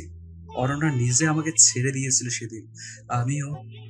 আহানকে পুরো কথা শেষ করতে না দিয়ে আরাফ চলে বলতে লাগলো, বাহ মিস্টার খান, বাহ, কত সহজে মিথ্যা কথাগুলো সাজিয়ে বলছেন। কি মনে হয় আপনার এহারা বোকা, কিচ্ছু জানে না? আমি সব জানি মিস্টার খান, সব। নিজের চোখে দেখেছি আপনার নোংরামি। আরাফ, মুখ সামলে কথা বলো, ভুলে যেও না আমি তোমার বড়। ইউ নো হোয়াট মিস্টার খান, আপনার করা অন্যায় শাস্তি এখন আপনার বোন পাচ্ছে। ভালো লাগছে নিজের বোনকে নিজের চোখের সামনে কষ্ট করে দেখতে? নিশ্চয়ই না। তেমন আমারও ভালো লাগে না মিস্টার খান নিজের চোখের সামনে নিজের বোনের কোনো পরিণতি। আরাফের কথা শুনে আহান অবাক চোখে তাকিয়ে আছে ওর দিকে। আহানের করা কোনো অন্যায়ের শাস্তি অরিন পাচ্ছে। আর আমি তোমার কাছে অনুরোধ করছি, সত্যিটা আমাকে খুলে বলো। আহানের কথা শুনে আরাফ হুট করে দাঁড়িয়ে রাগান্বিত কণ্ঠে বলল, আপনি এখন আসতে পারেন। বলেই আরাফ নিজের রুমে ঢুকে গিয়ে দরজাটা ধপ করে লাগিয়ে দিল। আহান অসহায় চোখে তাকিয়ে আছে। আরাফ যে ওকে কিছু বলবে না তা আহান বুঝে গেছে। আহানও গুটি গুটি পায়ে বেরিয়ে আসে আরাফদের বাড়ি থেকে। আহানকে বেরিয়ে যেতে দেখে আরাফ ব্যালকনিতে দাঁড়িয়ে অসহায় চোখে ওর যাওয়ার দিকে তাকিয়ে আছে। গাড়িতে বসে ফোনটা হাতে নিতেই অরিনের নাম্বার থেকে অনেকগুলো কল দেখতে পেল। এতগুলো কল? আরো ঠিক আছে তো? আহান তাড়াতাড়ি করে গাড়ি স্টার্ট দিল। ল্যাপটপে কিছু একটা দেখে জিনিয়া রাগে ল্যাপটপটা ছুঁড়ে ফেলে দিল। তারপর আবারও রাগে ফোঁস করে বলতে শুরু করলো, অরিন, তুই কাজটা ঠিক করলি না। আমার আর আরাফের মাঝে ঢুকে তুই একদম কাজটা ঠিক করলি না। এত কষ্ট করে আরাফের মনটা তোর ভাইয়ের নামে পুষিয়ে দিয়েছিলাম, যাতে আহানের প্রতি রাগে আরাফ তোর উপর প্রতিশোধ নেয়, আর তুই ধীরে ধীরে শেষ হয়ে যাস। গত 2 বছর আগে আমার রাস্তার কাটা ছিল অনন্যা, আর এখন তুই। অনন্যা তো প্রাণে বেঁচে গিয়েছিল, কিন্তু তোকে তো আর আমি প্রাণে বাঁচিয়ে রাখতে পারবো না আরো। পাগলের মতো হাসতে লাগলো জিনিয়া। তারপর ফোনটা নিয়ে কাউকে কল করলো। ওপাশ থেকে কেউ ফোনটা ধরতেই ভয়েস চেঞ্জ করে বলতে লাগলো, আমি একটা ছবি পাঠাচ্ছি, এই মেয়েটার উপর নজর রাখো। 24 ঘন্টা মেয়েটা কোথায় যায়, কি করে, সব খবর আমার চাই। কোনো ভুল যেন না হয়, মাইন্ড ইট। ওপাশ থেকে অভয় বাণী পেতে জিনিয়া ফোনটা রেখে দিল। তারপর একটু মুচকি হেসে ফোনে থাকা অরিনের ছবিটার দিকে তাকিয়ে বলল, সরি আরু পাখি, বিশ্বাস কর, তোকে আমি বাঁচিয়ে রাখতে পারবো না। সরি মাই ডিয়ার বেস্টু। বলেই হাসতে হাসতে ওয়াশরুমে ঢুকে পড়ল। আরো আরো কোথা তুই? আহানের চেঁচামেচিতে অরিন রুম থেকে হন্ততন্ত হয়ে বেরিয়ে আসে। কি হয়েছে ভাইয়া, এত চেঁচাচ্ছ কেন? তুই ঠিক আছিস তো বোন? এতগুলো কল দিয়েছিলি যে? এত হাইপার হওয়ার কোনো কারণ নেই ভাইয়া, আমি একদম ঠিক আছি। তোর বোন তো, তাই নিজেকে সামলে নিতে শিখে আছি। না মানে এতগুলো কল দেখে আমি। তুমি এক কাজ করো, ফ্রেশ হয়ে এসো, আমি খাবার দিচ্ছি। তারপর তোমার কাছে আমার অনেক কিছু জানার আছে। আহানও আর কথা না বাড়িয়ে চলে গেল। ঘড়ির কাঁটায় 5:20 সূর্যটা পশ্চিম আকাশে হেলে গিয়ে লাল আভা ছড়িয়ে আছে। ছাদের পশ্চিম দিকে রেলিং এ হেলান দিয়ে বুকে দুহাত গুজে দাঁড়িয়ে আছে আহান। ওর সামনেই একটা কালো 3 পিস পরে দাঁড়িয়ে আছে অরিন। মুখটা অনেক শুকনো লাগছে, ভেজা চুলগুলো হাওয়ার তালে তালে আপন মনে উঠছে। চোখ দুটো দেখে মনে হচ্ছে চোখের কোণে হয়তো জল জমে আছে। অরিন যতই মুখে বলুক ও ঠিক আছে, কিন্তু আসলেই কি ঠিক আছে? এত বড় একটা আঘাতের ক্ষত কি এত তাড়াতাড়ি শুকিয়ে যাবে? আহানের মুখেও লেগে আছে বিষণ্ণতা। দুজনের মাঝেই নীরবতা বিরাজ করছে। নীরবতা ভেঙে অরিন বলে উঠল, অনন্যা আপু কোথায় ভাইয়া? অরিনের হঠাৎ অহেতুক প্রশ্নে আহান বিস্ময়ের চরম পর্যায়ে। বিস্ময় ভরা চোখে আহানকে তাকিয়ে থাকতে দেখে অরিন আবার গলা ঝেড়ে বলল, সেদিন তোমাদের ছাড়াছাড়ি হয়েছিল কেন? আহান প্রসঙ্গ এড়াতে বলল, এসব শুনে কি করবি? আজ ভার্সিটি থেকে তাড়াতাড়ি ফিরে আসলি কেন? প্লিজ ভাইয়া, আজ অন্তত আমার কাছ থেকে কিছু লুকিও না, সবটা খুলে বলো ভাইয়া প্লিজ। আহান পেছন ফিরে রেলিং ধরে এক নজরে আকাশের দিকে তাকিয়ে আছে। অরিনও চুপ করে আছে। আহানকে কিছু না বলতে দেখে অরিন বিষণ্ণ মনে সিঁড়ির দিকে পা বাড়াতে আহান বলে উঠল, জীবনটা এত বিষাদময় কেন আরো? এই বিষাদময় প্রহর যে কাটতেই চায় না। একটার পর একটা ঝড় এসে নিজেকে লন্ডভন্ড করে দিয়ে যাচ্ছে। অরণ্যকে ভুলে যখন নিজের জীবন নিজের কাজ দিয়ে বেঁচে থাকতে শুরু করেছিলাম, ঠিক তখনই অরণ্য আবারও ফিরে এলো। এলো তা বড় একটা ঢেউ নিয়ে এলো। যে ঢেউটা তীরে আছড়ে পড়তেই আমি আবার নিঃস্ব হয়ে গেলাম। অরিন হুট করে আহানের দিকে ফিরে অবাক স্বরে বলে উঠল, অনন্যা ফিরে এসছে মানে? কি বোঝাতে চাচ্ছ তুমি? আগে এটা বল, তুই কি জানতি আরবের বোন আছে? অরিন আমতা আমতা করে বলল, আমি আগে জানতাম না ভাইয়া, আজকেই জেনেছি। আর এটাও জানি আরাফের বোন অনন্যা আপু। কিন্তু ভাইয়া তুমি কি জানতে না আরাফ অনন্যা আপুর ভাই? না রে বোন, আমি জানতাম না। আমি জানতাম অরণ্যার ভাই, সে তার মামার বাড়ি চট্টগ্রামে থাকতো। আমিও কখনো এই বিষয়গুলো নিয়ে মাথা ঘামাইনি, যেটা ছিল আমার প্রথম ভুল। ভাইয়া এমন কি হয়েছিল তোমাদের মাঝে যে কষ্টটা আমাকে কুড়ে কুড়ে খাচ্ছে? আহান একটা বড় নিঃশ্বাস ছেড়ে পকেটে হাত ঢুকিয়ে বলতে শুরু করলো। সব শুনে অরিন যেন আকাশ থেকে পড়লো। কথাগুলো বলতেই আহানের চোখ থেকে জল গড়িয়ে পড়তে লাগলো। আহান আবার গলা ছেড়ে বলল, এসব কিছুর জন্য আরাম আমাকে দোষারোপ করে। আরাম আমাকে ভুল বুঝছে আরো। আবার হয়তো কোথাও আমার দোষ ছিল। শুধুমাত্র আমার ভুলের জন্যই আজ তুই শাস্তি পাচ্ছিস। অরণ্যার কথা বলার শক্তি হারিয়ে ফেলেছে শুধুমাত্র আমার জন্য। এই অপরাধ বোধ নিয়ে বেঁচে থাকা খুব কষ্টকর হবে রে। বলেই আহান হাতের উল্টো পাশ দিয়ে চোখের পানিগুলো মুছতে মুছতে সিঁড়ি দিয়ে নেমে এলো। অরিন এখনো চুপচাপ দাঁড়িয়ে আছে। অরিনের জমে থাকা কথাগুলো সব গলায় আটকে আছে। এত কিছুর মধ্যে এত বড় একটা ভুল বোঝাবুঝিও আছে। ভাবতেই অরিনের মাথা ঘুরাচ্ছে।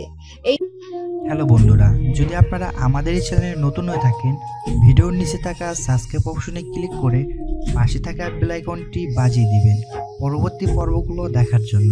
ধন্যবাদ সবাইকে। এবার কেন যেন অরিনের মাথায় সবটা ঢুকে গেল।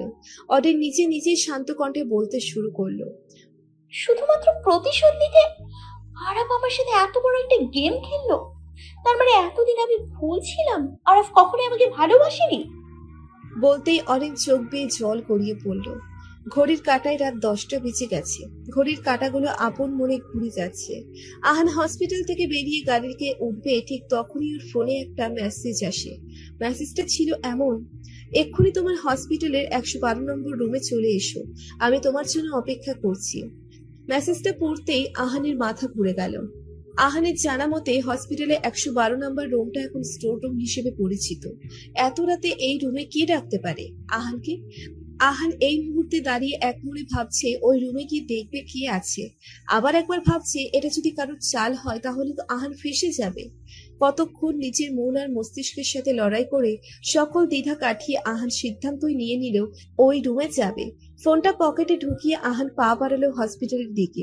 মেসেজের কথানুসারে 112 নম্বর রুমের কাছে আসতেই দরজাটা খোলা পেল।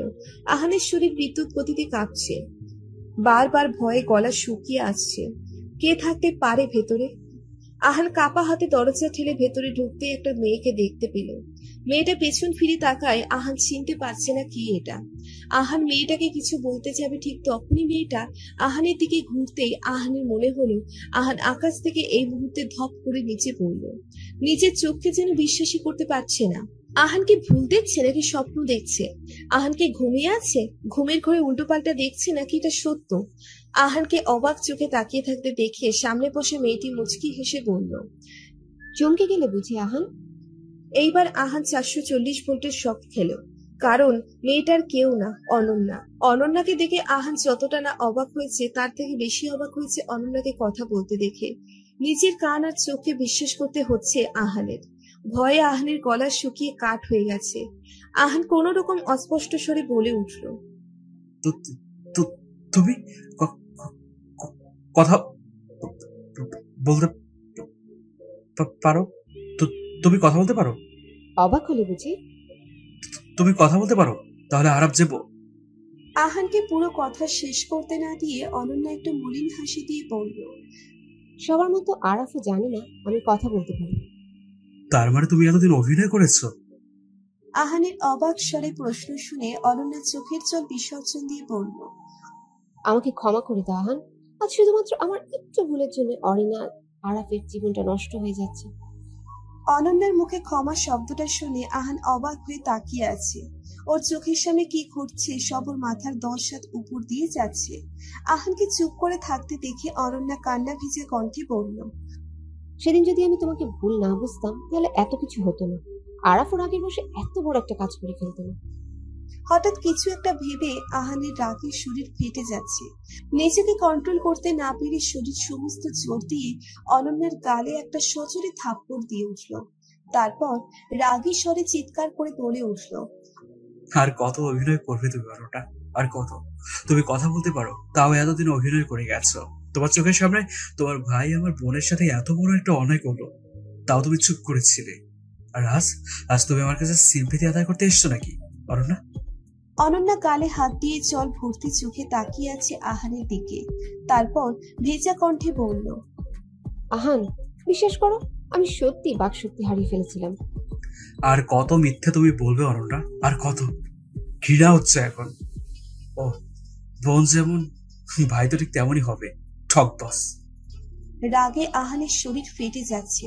অনন্যা এতদিন অভিনয় করেছে ভাবতেই আহানের শরীর ফেটে যাচ্ছে। আহানকে এমন রাখতে দেখে অনন্যা ডুকরে কেঁদে উঠল। আমাকে বিশ্বাস করতে হবে না আহান, শুধু আমার কথাগুলো একটু শুনো প্লিজ, তোমার কাছে হাত জোর করছি। তোমার অভিনয়গুলো দেখার মতো টাইম আমার নেই। সো যা বলো তাড়াতাড়ি বলো, ন্যাকামি করো না। অনন্যা খুশি হয়ে চোখের পানিগুলো মুছে বলতে লাগলো, সেদিন আমি তোমাকে ভুল বুঝেছিলাম, তোমাকে বিশ্বাস করিনি, কারণ নিজের ভালোবাসার মানুষটাকে আমি অন্য কারোর সাথে সহ্য করতে পারিনি। তোমাকে আর জিনিয়াকে ওই অবস্থায় দেখে আমার মাথা ঠিক ছিল না আহান, বিশ্বাস করো। বাহ, তোমাকে কতবার বলেছি জিনিয়া আমার ছোট বোনের মতো, কিন্তু কিন্তু তুমি জিনিয়ার আমাকে নিয়ে সেদিন যা নয় তাই বলেছো। আমি সব মেনে নিয়েছিলাম। জিনিয়া একটা বাচ্চা মেয়ে।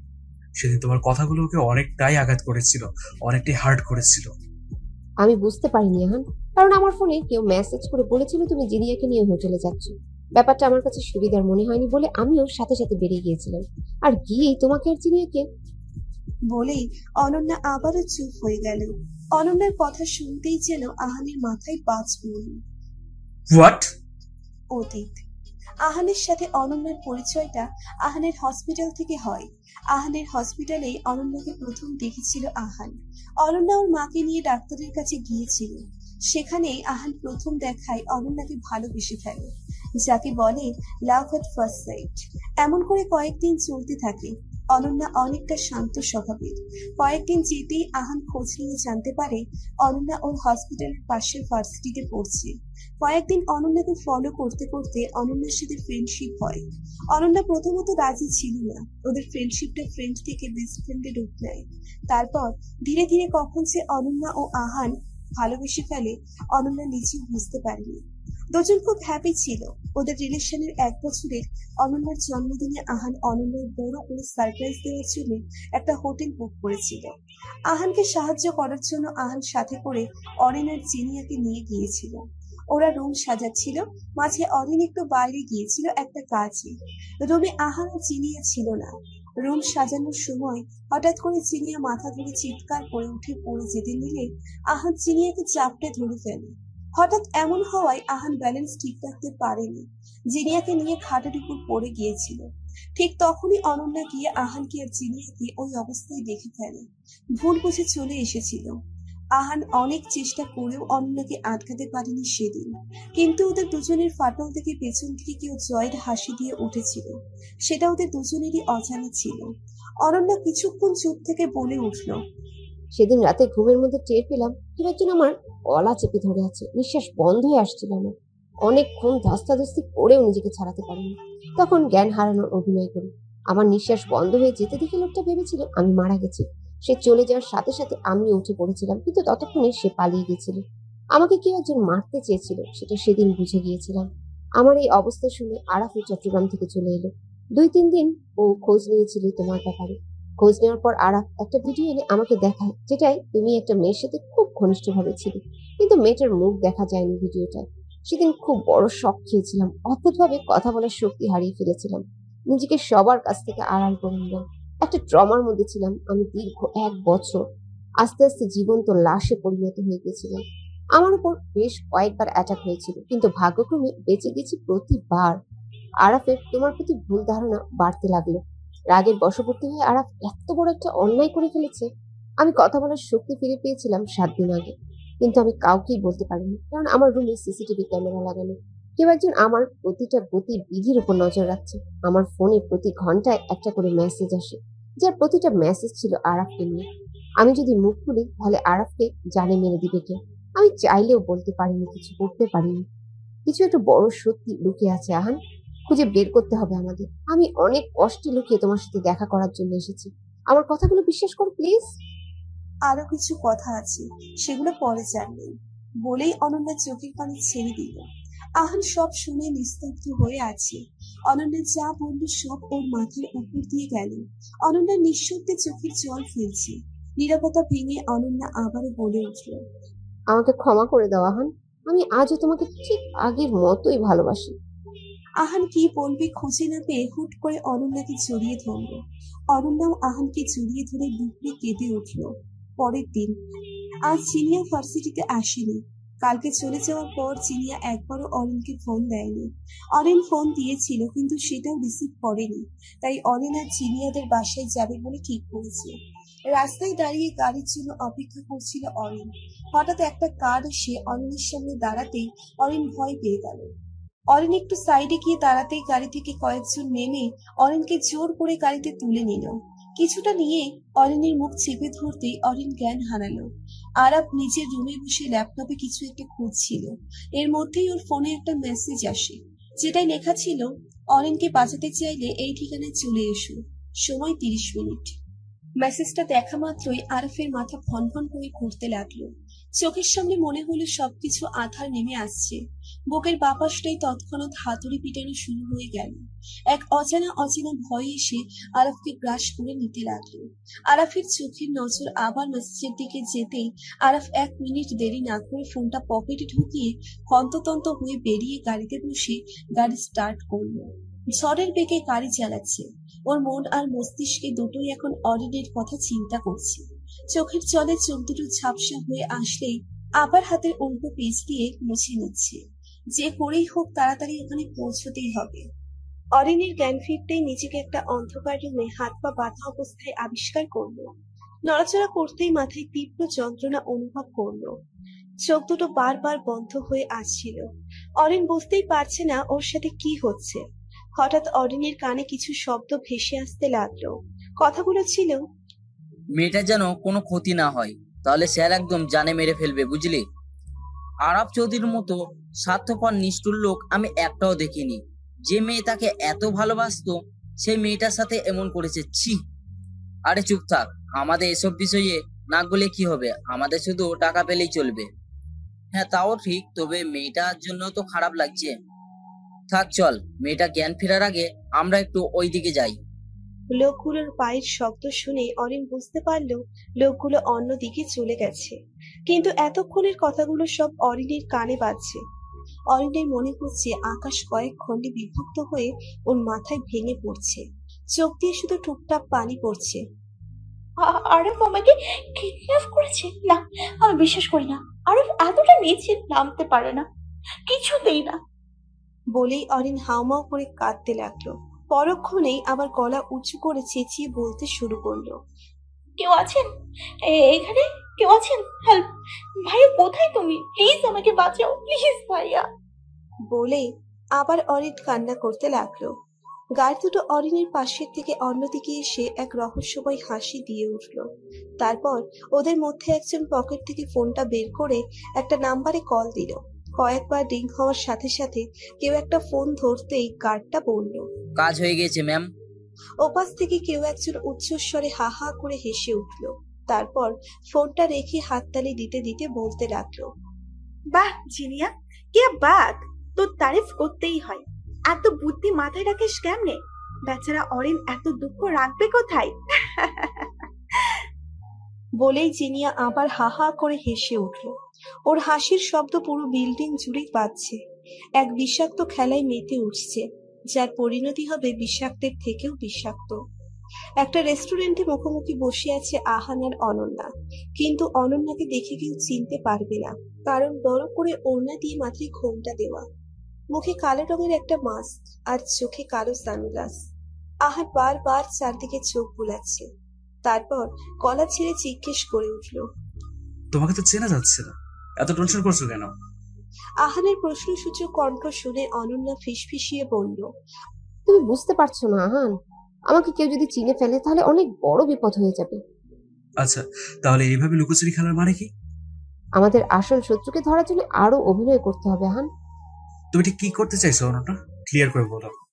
আমার মনে হচ্ছে আমি আমার বাকশক্তি ফিরে পেয়েছি, সেটা আমাদের শত্রুপক্ষ জানে না। অনন্যার কথা শুনে আহান ভ্রু কুঁচকে বলে উঠল, মানে তুমি যে কাল বলে তোমার উপর কেউ 24 ঘন্টা নজর রাখছে, তাহলে? শুনো, কেউ একজন চাইছে আমি, তুমি আর অরিন, আরাফ চারজনই আলাদা হয়ে যায়। আর আমাদের শত্রুপক্ষের মেন টার্গেট আরাফ। কারণ যেদিন আমি প্রাণে বেঁচে গিয়েছিলাম সেদিনের পর থেকে আমার ফোনের মেসেজ আসা শুরু করে। কথা বলার শক্তি হারিয়ে ফেলেছিলাম ঠিকই, কিন্তু আমার মস্তিষ্ক ঠিকই কাজ করত। যখনই আমার ওই ফোনে মেসেজটা আসতো আমি খেয়াল করতাম, কিন্তু এমন একটা অবস্থায় ছিলাম যেখানে আমি রিয়্যাক্ট করতে ভুলে গিয়েছিলাম। যেদিন আমার বাকশক্তি ফিরিয়ে এলো সেদিন সবার আগে নিজের ফোনটা চেক করেছিলাম। কেন যেন আমার মনে হয়েছিল সবকিছু এলোমেলো হয়ে আছে। এইটুকু বলে অনন্যা একটু থামলো। অনন্যাকে থামতে দেখে আহান আবারও জিজ্ঞাসা করে উঠল, তোমার রুমের সিসিটিভি ক্যামেরা লাগানো আছে, সেটা তুমি জানলে কি করে? খুলে বলো সব অনন্যা, সবকিছু খুলে বলো, বুঝতে পারছি না আমি। বলছি আমাদের বাড়িতে আমি, মা আর আরাফ থাকি, কিন্তু আমি অনেকদিন আমাদের বাসায় এই তিনজন ব্যতীত অন্য কারোর উপস্থিতি টের পেয়েছিলাম। তখন বিষয়টা নিয়ে মাথা ঘামাইনি, কিন্তু 7 থেকে 8 দিন আগে বেলকনিতে যেতেই কারোর জুতোর ছাপ দেখতে পাই আমি। জুতোর ছাপটা একদম গেট অব্দি ছিল, এটা দ্বারা বোঝা যায় আমার রুমে কেউ এসেছিল বা আসতো। সেদিন মনে একটা খটকা লেগেছিল, বাকশক্তি ফিরে পাওয়ার পরও কেন জানি কথা বলার ইচ্ছাটা ছিল না, তাই আরাফ বা আমার মা কাউকেই জানতে দেয়নি। কিন্তু এই বিষয়গুলো আমাকে খুব ভাবাচ্ছিল। আরাফ যেদিন অরিনকে বিয়ে করতে গেল, সেদিন ভেবেছিলাম হয়তো ওরা দুজনকে ভালোবেসে বিয়ে করতে চলেছে, কিন্তু আমি সত্যি জানতাম না আরাফ এত বড় একটা অন্যায় করে ফেলবে। যখন আরাফের বিয়ে নিয়ে সবাই বিজি ছিল, তখন রুমে একা ছিলাম আমি।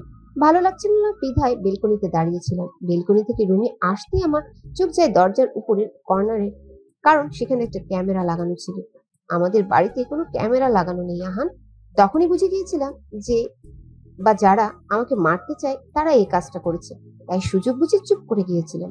আরাফ এত বড় একটা অন্যায় করার পরও আমি প্রতিবাদ করতে পারিনি আহান, কিন্তু চোখের সামনে নিজের ভাইকে কষ্ট পেতে দেখে আর চুপ করে থাকতে পারছিলাম না, তাই মুখ খুলতে বাধ্য হলাম। আহান তবদা খেয়ে বসে আছে। অনন্যার কথায় আহান এইটুকু বুঝতে পেরেছে এখানে অনেক বড় একটা খেলা চলছে, সবার চোখের আড়ালে।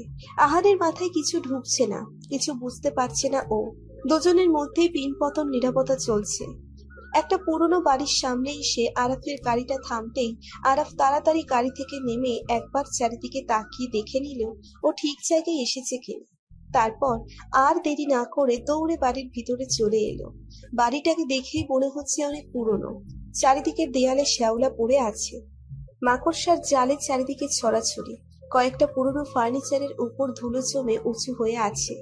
আরাফ দুহাত দিয়ে মাকড়সার জাল ঠেলে ভিতরে ঢুকতে ঢুকতে বলে উঠল, কেউ আছেন এখানে? Excuse me. আরাফ যত এগুচ্ছে তত ভয়রা একত্রে হয়ে ওর মনে বাসা বাঁধছে। আরাফ কয়েক পা এগিয়ে একটা রুমের সামনে যেতেই কান্নার আওয়াজ শুনতে পেল। কণ্ঠটাও আরাফের চেনা। আরাফ তাড়াতাড়ি ওই রুমটাই ঢুকতেই অন্ধকারের মাঝে কাউকে দেখতে পেল। হাতে থাকা মোবাইলটা দিয়ে টর্চ অন করতেই আরাফ অরিনের অশ্রুসিক্ত মুখটা দেখতে পেল। আরাফ ভয় জড়ানো কণ্ঠে বলে উঠল, অরিন। পরিচিত কণ্ঠে নিচের নাম শুনতেই অরিনের বুঝতে বাকি রইল না সামনে থাকা লোকটাকে। আরাফকে দেখতেই কিছুক্ষণ আগের কথাগুলো মনে পড়ে গেল অরিনের। মুহূর্তেই অরিনের চোখে মুখে রাগ ফুটে উঠল। আরাফ কিছু ভেবে না পেয়ে তাড়াতাড়ি রুমে আলো জ্বালতেই অরিনকে চেয়ারে হাত পা বাঁধা অবস্থায় দেখতে পেল। অরিনকে এই অবস্থায় দেখেই আরাফের ভেতরটা ছ্যাদ করে উঠল। অরিন এক দৃষ্টিতে আরাফের দিকে তাকিয়ে আছে। আরাফ পাগলের মতো অরিনের সামনে গিয়ে হাঁটু ভেঙে বসে অরিনের দুগালে হাত রেখে বলে উঠল, আর ওকে দেখো, আমি এসে গেছি, একদম ভয় পাবে না।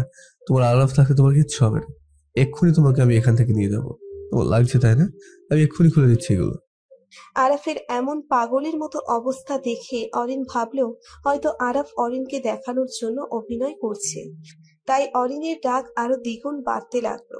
আরাফ কথাগুলো বলতে বলতেই অরিনের হাত পায়ের বাঁধন খুলে দিল। অরিন চেয়ার থেকে উঠে দাঁড়াতেই আরাফ অরিনকে চাপটে ধরলো। তারপর আবারও পাগলের মতো বলে উঠল, তোমার কিচ্ছু হবে না অরিন। অরিনের আরাফ থাকতে অরিনের কিছু হতেই দেবো না, কিচ্ছু না। এইবারও অরিন না পেরে শরীরের সমস্ত শক্তি দিয়ে আরাফকে ধাক্কা মারল। ধাক্কা মারতেই আরাফ অরিনের থেকে কিছুটা দূরে সরে গেল। রাগ কন্ট্রোল করতে না পেরে অরিন ঠাস করে আরাফের গালে থাপ্পড় মেরে বসল। আরাফ কিছু বুঝে ওঠার আগেই অরিন আরাফের কলার ধরে ঝাঁকাতে ঝাঁকাতে বলে উঠল, আর কত অভিনয় করবেন মিস্টার আরাফ চৌধুরী? আর কত নিচে নামবেন আপনি? ঘৃণা হচ্ছে নিজের প্রতি যে আমি আপনার মতো এমন একজনকে ভালোবেসেছি। আমাকে মেরে ফেলো আরাফ, আর পারছি না আমি, বিশ্বাস করো, আর পারছি না। নিজেকে শেষ করে দিতে ইচ্ছে হচ্ছে। আমি বড্ড বেশি অসহায় হয়ে গেছি আরাফ, বড্ড বেশি। বলেই অরিন আরাফের শার্ট খামচে ধরে আরাফের বুকে মাথা ঠেকিয়ে কান্না করে উঠল। আরাফ এখনো হতভম্ব হয়ে দাঁড়িয়ে আছে। হ্যালো বন্ধুরা, যদি আপনারা আমাদের এই চ্যানেলে নতুন হয়ে থাকেন, ভিডিওর নিচে থাকা সাবস্ক্রাইব অপশনে ক্লিক করে পাশে থাকা বেল আইকনটি বাজিয়ে দিবেন পরবর্তী পর্বগুলো দেখার জন্য। ধন্যবাদ সবাইকে। অরিনের কোনো কথা আরাফ বুঝতে পারেনি। অরিনের এমন ব্যবহার করার কারণ আরাফ হাজার খুঁজেও পেল না। অরিন একাধারে কান্না করেই যাচ্ছে। অরিনকে সান্ত্বনা দেওয়ার ভাষা আরাফের জানা নেই। কয়েকবার অরিনের মাথায় হাত রাখতে গিয়েও আরাফ হাত ফিরিয়ে নিল। নিজের মনের মধ্যে একটা অপরাধ বোধ কাজ করছে। আরাফের চোখেও পানি টলমল করছে। অরিনের হুঁশ আসতেই অরিন তাড়াতাড়ি আরাফের থেকে গিয়ে আরাফকে ধাক্কা দিয়ে দূরে সরিয়ে দিয়ে কান্না করতে করতে দৌড়ে বেরিয়ে গেল। আরাফ এখনো থ মেরে দাঁড়িয়ে আছে। মাথার মধ্যে একটাই ভাবনা ঘুরছে। অরিন এখান থেকে বেরিয়ে রাস্তায় এসে হাঁটু ভেঙে বসে পড়ল। তারপর হাউমাউ করে কাঁদতে লাগলো। একটা মানুষ কতটা কষ্ট পেলে এইভাবে কাঁদতে পারে সেটা অরিনকে দেখেই বোঝা যাচ্ছে। আরাফও চুপচাপ বেরিয়ে আসলো। বাইরে এসে অরিনকে এমন করে কাঁদতে দেখে আরাফের বুকের ভিতর ঝড় বইতে শুরু করলো। আরাফের নিজের প্রতি নিজের রাগই শরীরে ফেটে যাচ্ছে। আরাফের শব্দ পেয়ে অরিন তাড়াতাড়ি উঠে দাঁড়ালো।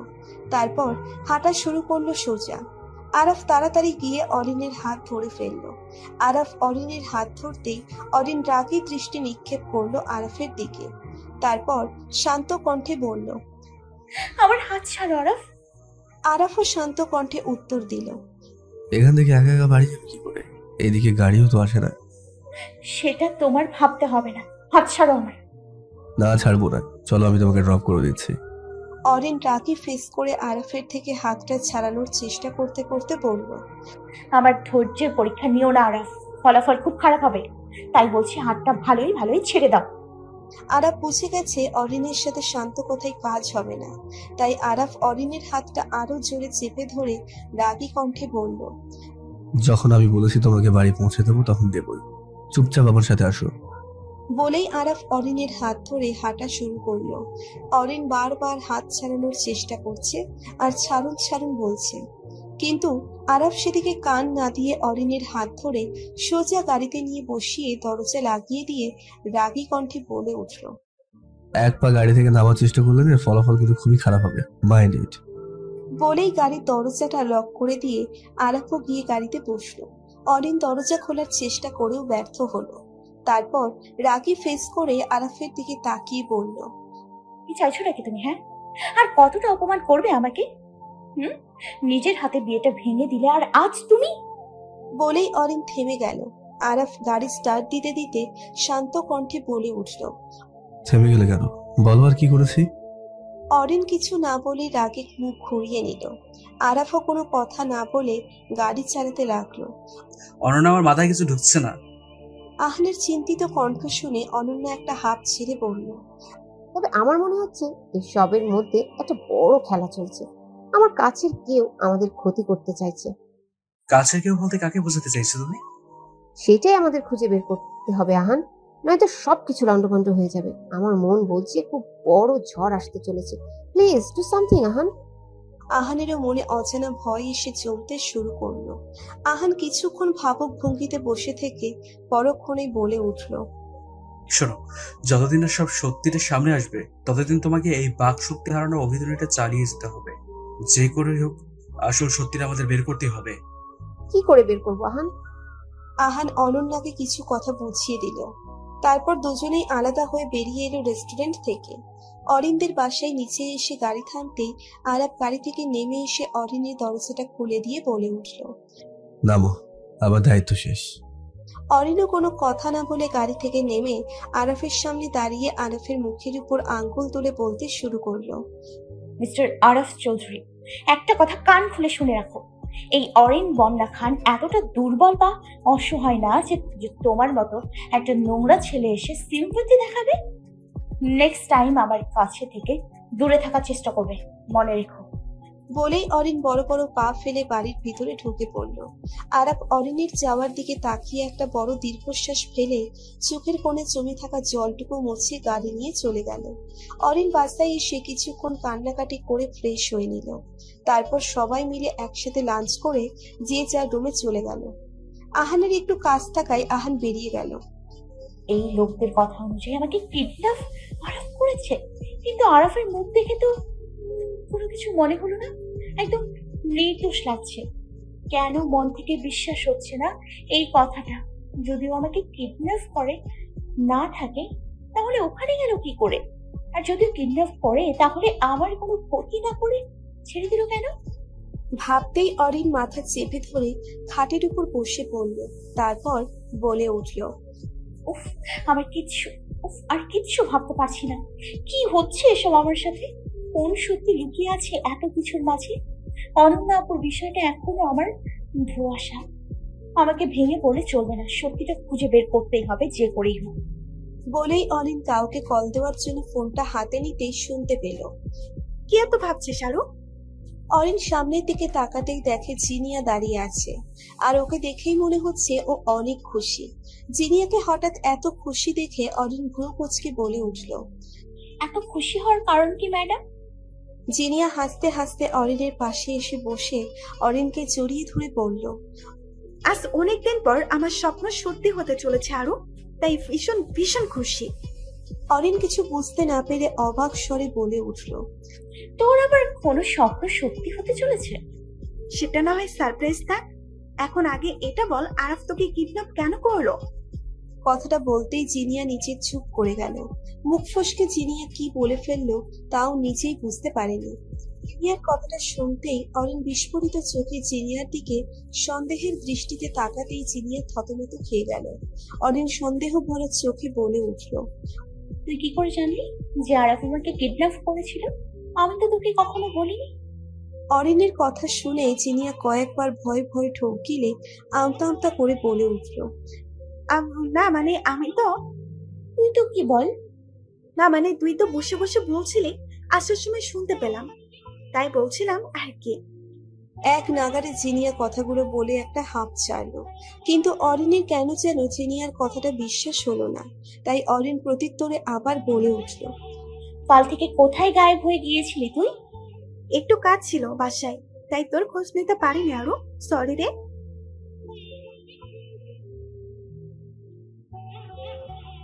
আচ্ছা আমি এখন আসছি, আমার একটু বাবার অফিসে যেতে হবে।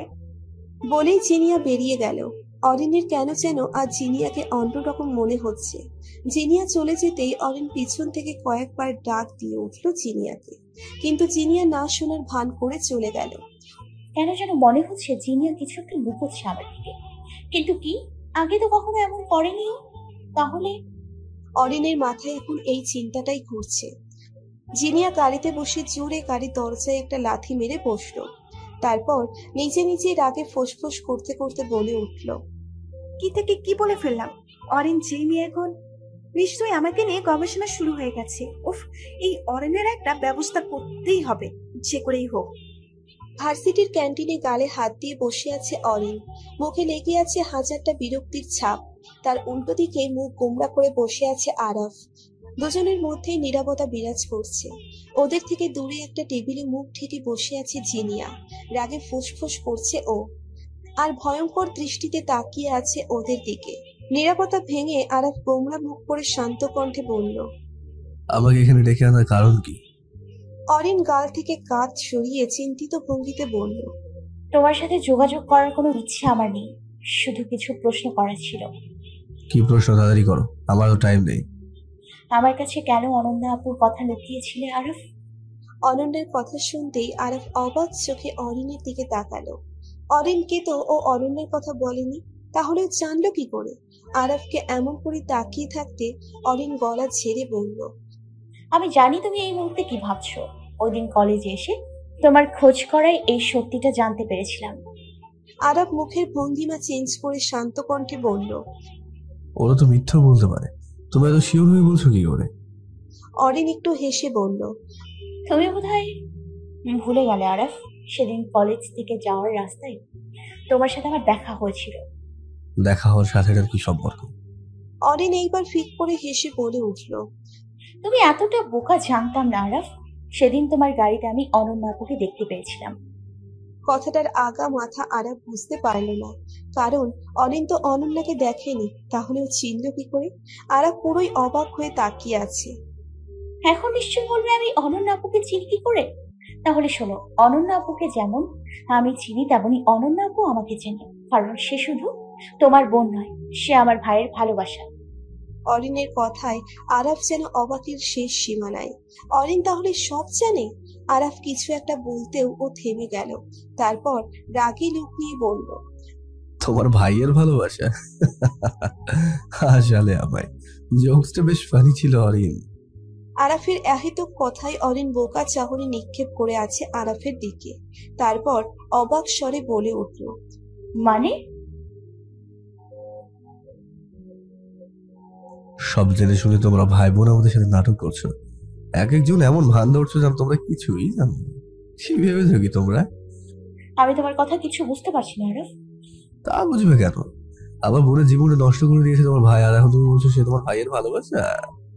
আরাফের কথায় অরিন পুরোই বোকা বনে চলে গেল। আরাফের সব কথা ওর মাথার ওপর দিয়ে যাচ্ছে। অরিন একটু জোরেই বলে উঠল, কি বলছো কি তুমি আরফ? মাথা খারাপ হয়ে গেছে তোমার? সেদিন অনন্যা আপু আমার ভাইকে ভুল বুঝে চলে এসেছিল। চোখের সামনে নিজের ভাইকে 1 বছর কষ্ট পেতে দেখেছি, প্রতি মুহূর্তে ভেঙে যেতে দেখেছি। আর তুমি বলছো আমার ভাই অনন্যা আপুর জীবন নষ্ট করে দিয়েছে? কি বলছো কি তুমি? আরাফ দাঁত কড়মড় করতে করতে রাগী স্বরে বলল, তোমার ভাই একটা নোংরা ছেলে, যে কিনা শুধু মেয়েদের মন নিয়ে খেলা খেলতে জানে, ভালোবাসতে না। আরফ!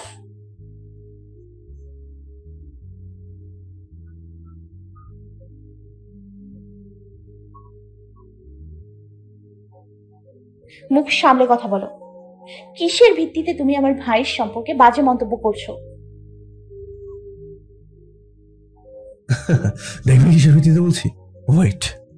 বলেই আরাফ পকেট থেকে ফোনটা বের করে কিছু একটা বের করে অরিনের সামনে ধরলো। অরিন মোবাইলের দিকে তাকাতেই যেন ওর উপর বাজ পড়লো, কারণ ছবিতে আহান একটা মেয়েকে আষ্টে পৃষ্ঠে জড়িয়ে ধরে আছে। ছবিটা দেখতেই অরিন তাড়াতাড়ি আরাফের থেকে ফোনটা কেড়ে নিয়ে কয়েকবার জুম করে দেখলো। না, এটা তো আহানি, কিন্তু এ কি সম্ভব? ভাবতেই অরিনের মাথা ঘুরতে শুরু করলো। অরিন নিজেকে সামলাতে না পেরে মাথা ঘুরে পড়ে যেতে নিল। আরাফ তাড়াতাড়ি উঠে অরিনকে ধরে চেয়ারে বসিয়ে দিল। তারপর চিন্তিত কণ্ঠে বলে উঠল, অরিন ঠিক আছে তুমি?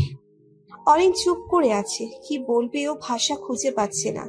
অরিন কোনো রকমে বলে উঠল, আমি ঠিক আছে। আরাফও কিছু না বলে আবার গিয়ে চেয়ারে বসলো। তারপর শান্ত কণ্ঠে বলে উঠল, প্রথমত সরি বলে দিচ্ছি, মাথা গরম হয়ে গিয়েছিল তাই তোমার ভাইকে ওসব বলে ফেলেছি। কিন্তু তুমি হয়তো জানো না, এসব দেখার পর আমার বোন নিজের বাক শক্তি হারিয়ে ফেলেছে। আমার বোন বেঁচে থেকেও জীবন্ত লাশ হয়ে আছে। অরিন কথাগুলো শুনতেই অরিন কয়েক দফা অবাক হলো। মাথা ভন ভন করে ঘুরছে ওর। কাঁপা কাঁপা কণ্ঠে বলে উঠল, কি করছো তুমি অনন্যা আপু? হ্যাঁ, আপু এখন বেঁচে থেকেও মৃত। এইসবের জন্য কি দায়ী জানো? তোমার ভাই মিস্টার খান। এখনো তুমি বলবে তোমার ভাই নির্দোষ? অরিন এইবার শক্ত কণ্ঠে বলল, হ্যাঁ আরাফ, আমি এখনো বলবো আমার ভাই নির্দোষ, কারণ আমি আমার ভাইকে বিশ্বাস করি। তুমিও সবটা জানো না আরাফ। সেদিন বলেই অরিন জন্মদিনের কাহিনী বলতে লাগলো কাছে। সব শুনে আরাফ উত্তেজিত কণ্ঠে বলে উঠল, কি বলছো কি তুমি? হ্যাঁ আরাফ, বিশ্বাস করো। আচ্ছা, আমি তোমার কথা সত্যি মেনে নিলাম, কিন্তু এই ছবিটা কি মিথ্যা? অরিন হ্যাঁ মিথ্যে, সব মিথ্যে। আমি প্রমাণ করে দিব এই সব কিছু মিথ্যে। আমার ভাই নির্দোষ। আর কি প্রমাণ করবে? পারবে আমার বোনকে সুস্থ করে তুলতে? তোমার কথা শেষ হলে আমি যেতে পারি? আমার এসব কিছু সহ্য হচ্ছে না। অবশ্যই যেতে আর, কিন্তু আমার আরেকটা কথা আছে। আরাফ বিরক্তি ভরা কণ্ঠে বলে উঠল, কি কথা? তাড়াতাড়ি বল, আমার কাজ আছে। তোমার ভাষ্যমতে সেদিন অনন্যা আপুর ফোনে কেউ টেক্সট করেছিল যে আহান ভাইয়া অন্য একটা মেয়েকে নিয়ে হোটেলে যাচ্ছে, কিন্তু আমরা 3 জন ছাড়া সারপ্রাইজের কথা কেউ জানতো না। তাহলে টেক্সটে কে পাঠাতে পারে? অরিনের কথা শুনে আরাফও কিছু একটা ভাবতে লাগলো।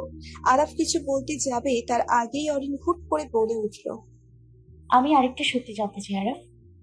সত্যি? আর কি সত্যি জানতে চাও? তুমি কাল আমাকে কিডন্যাপ কেন করেছিলে?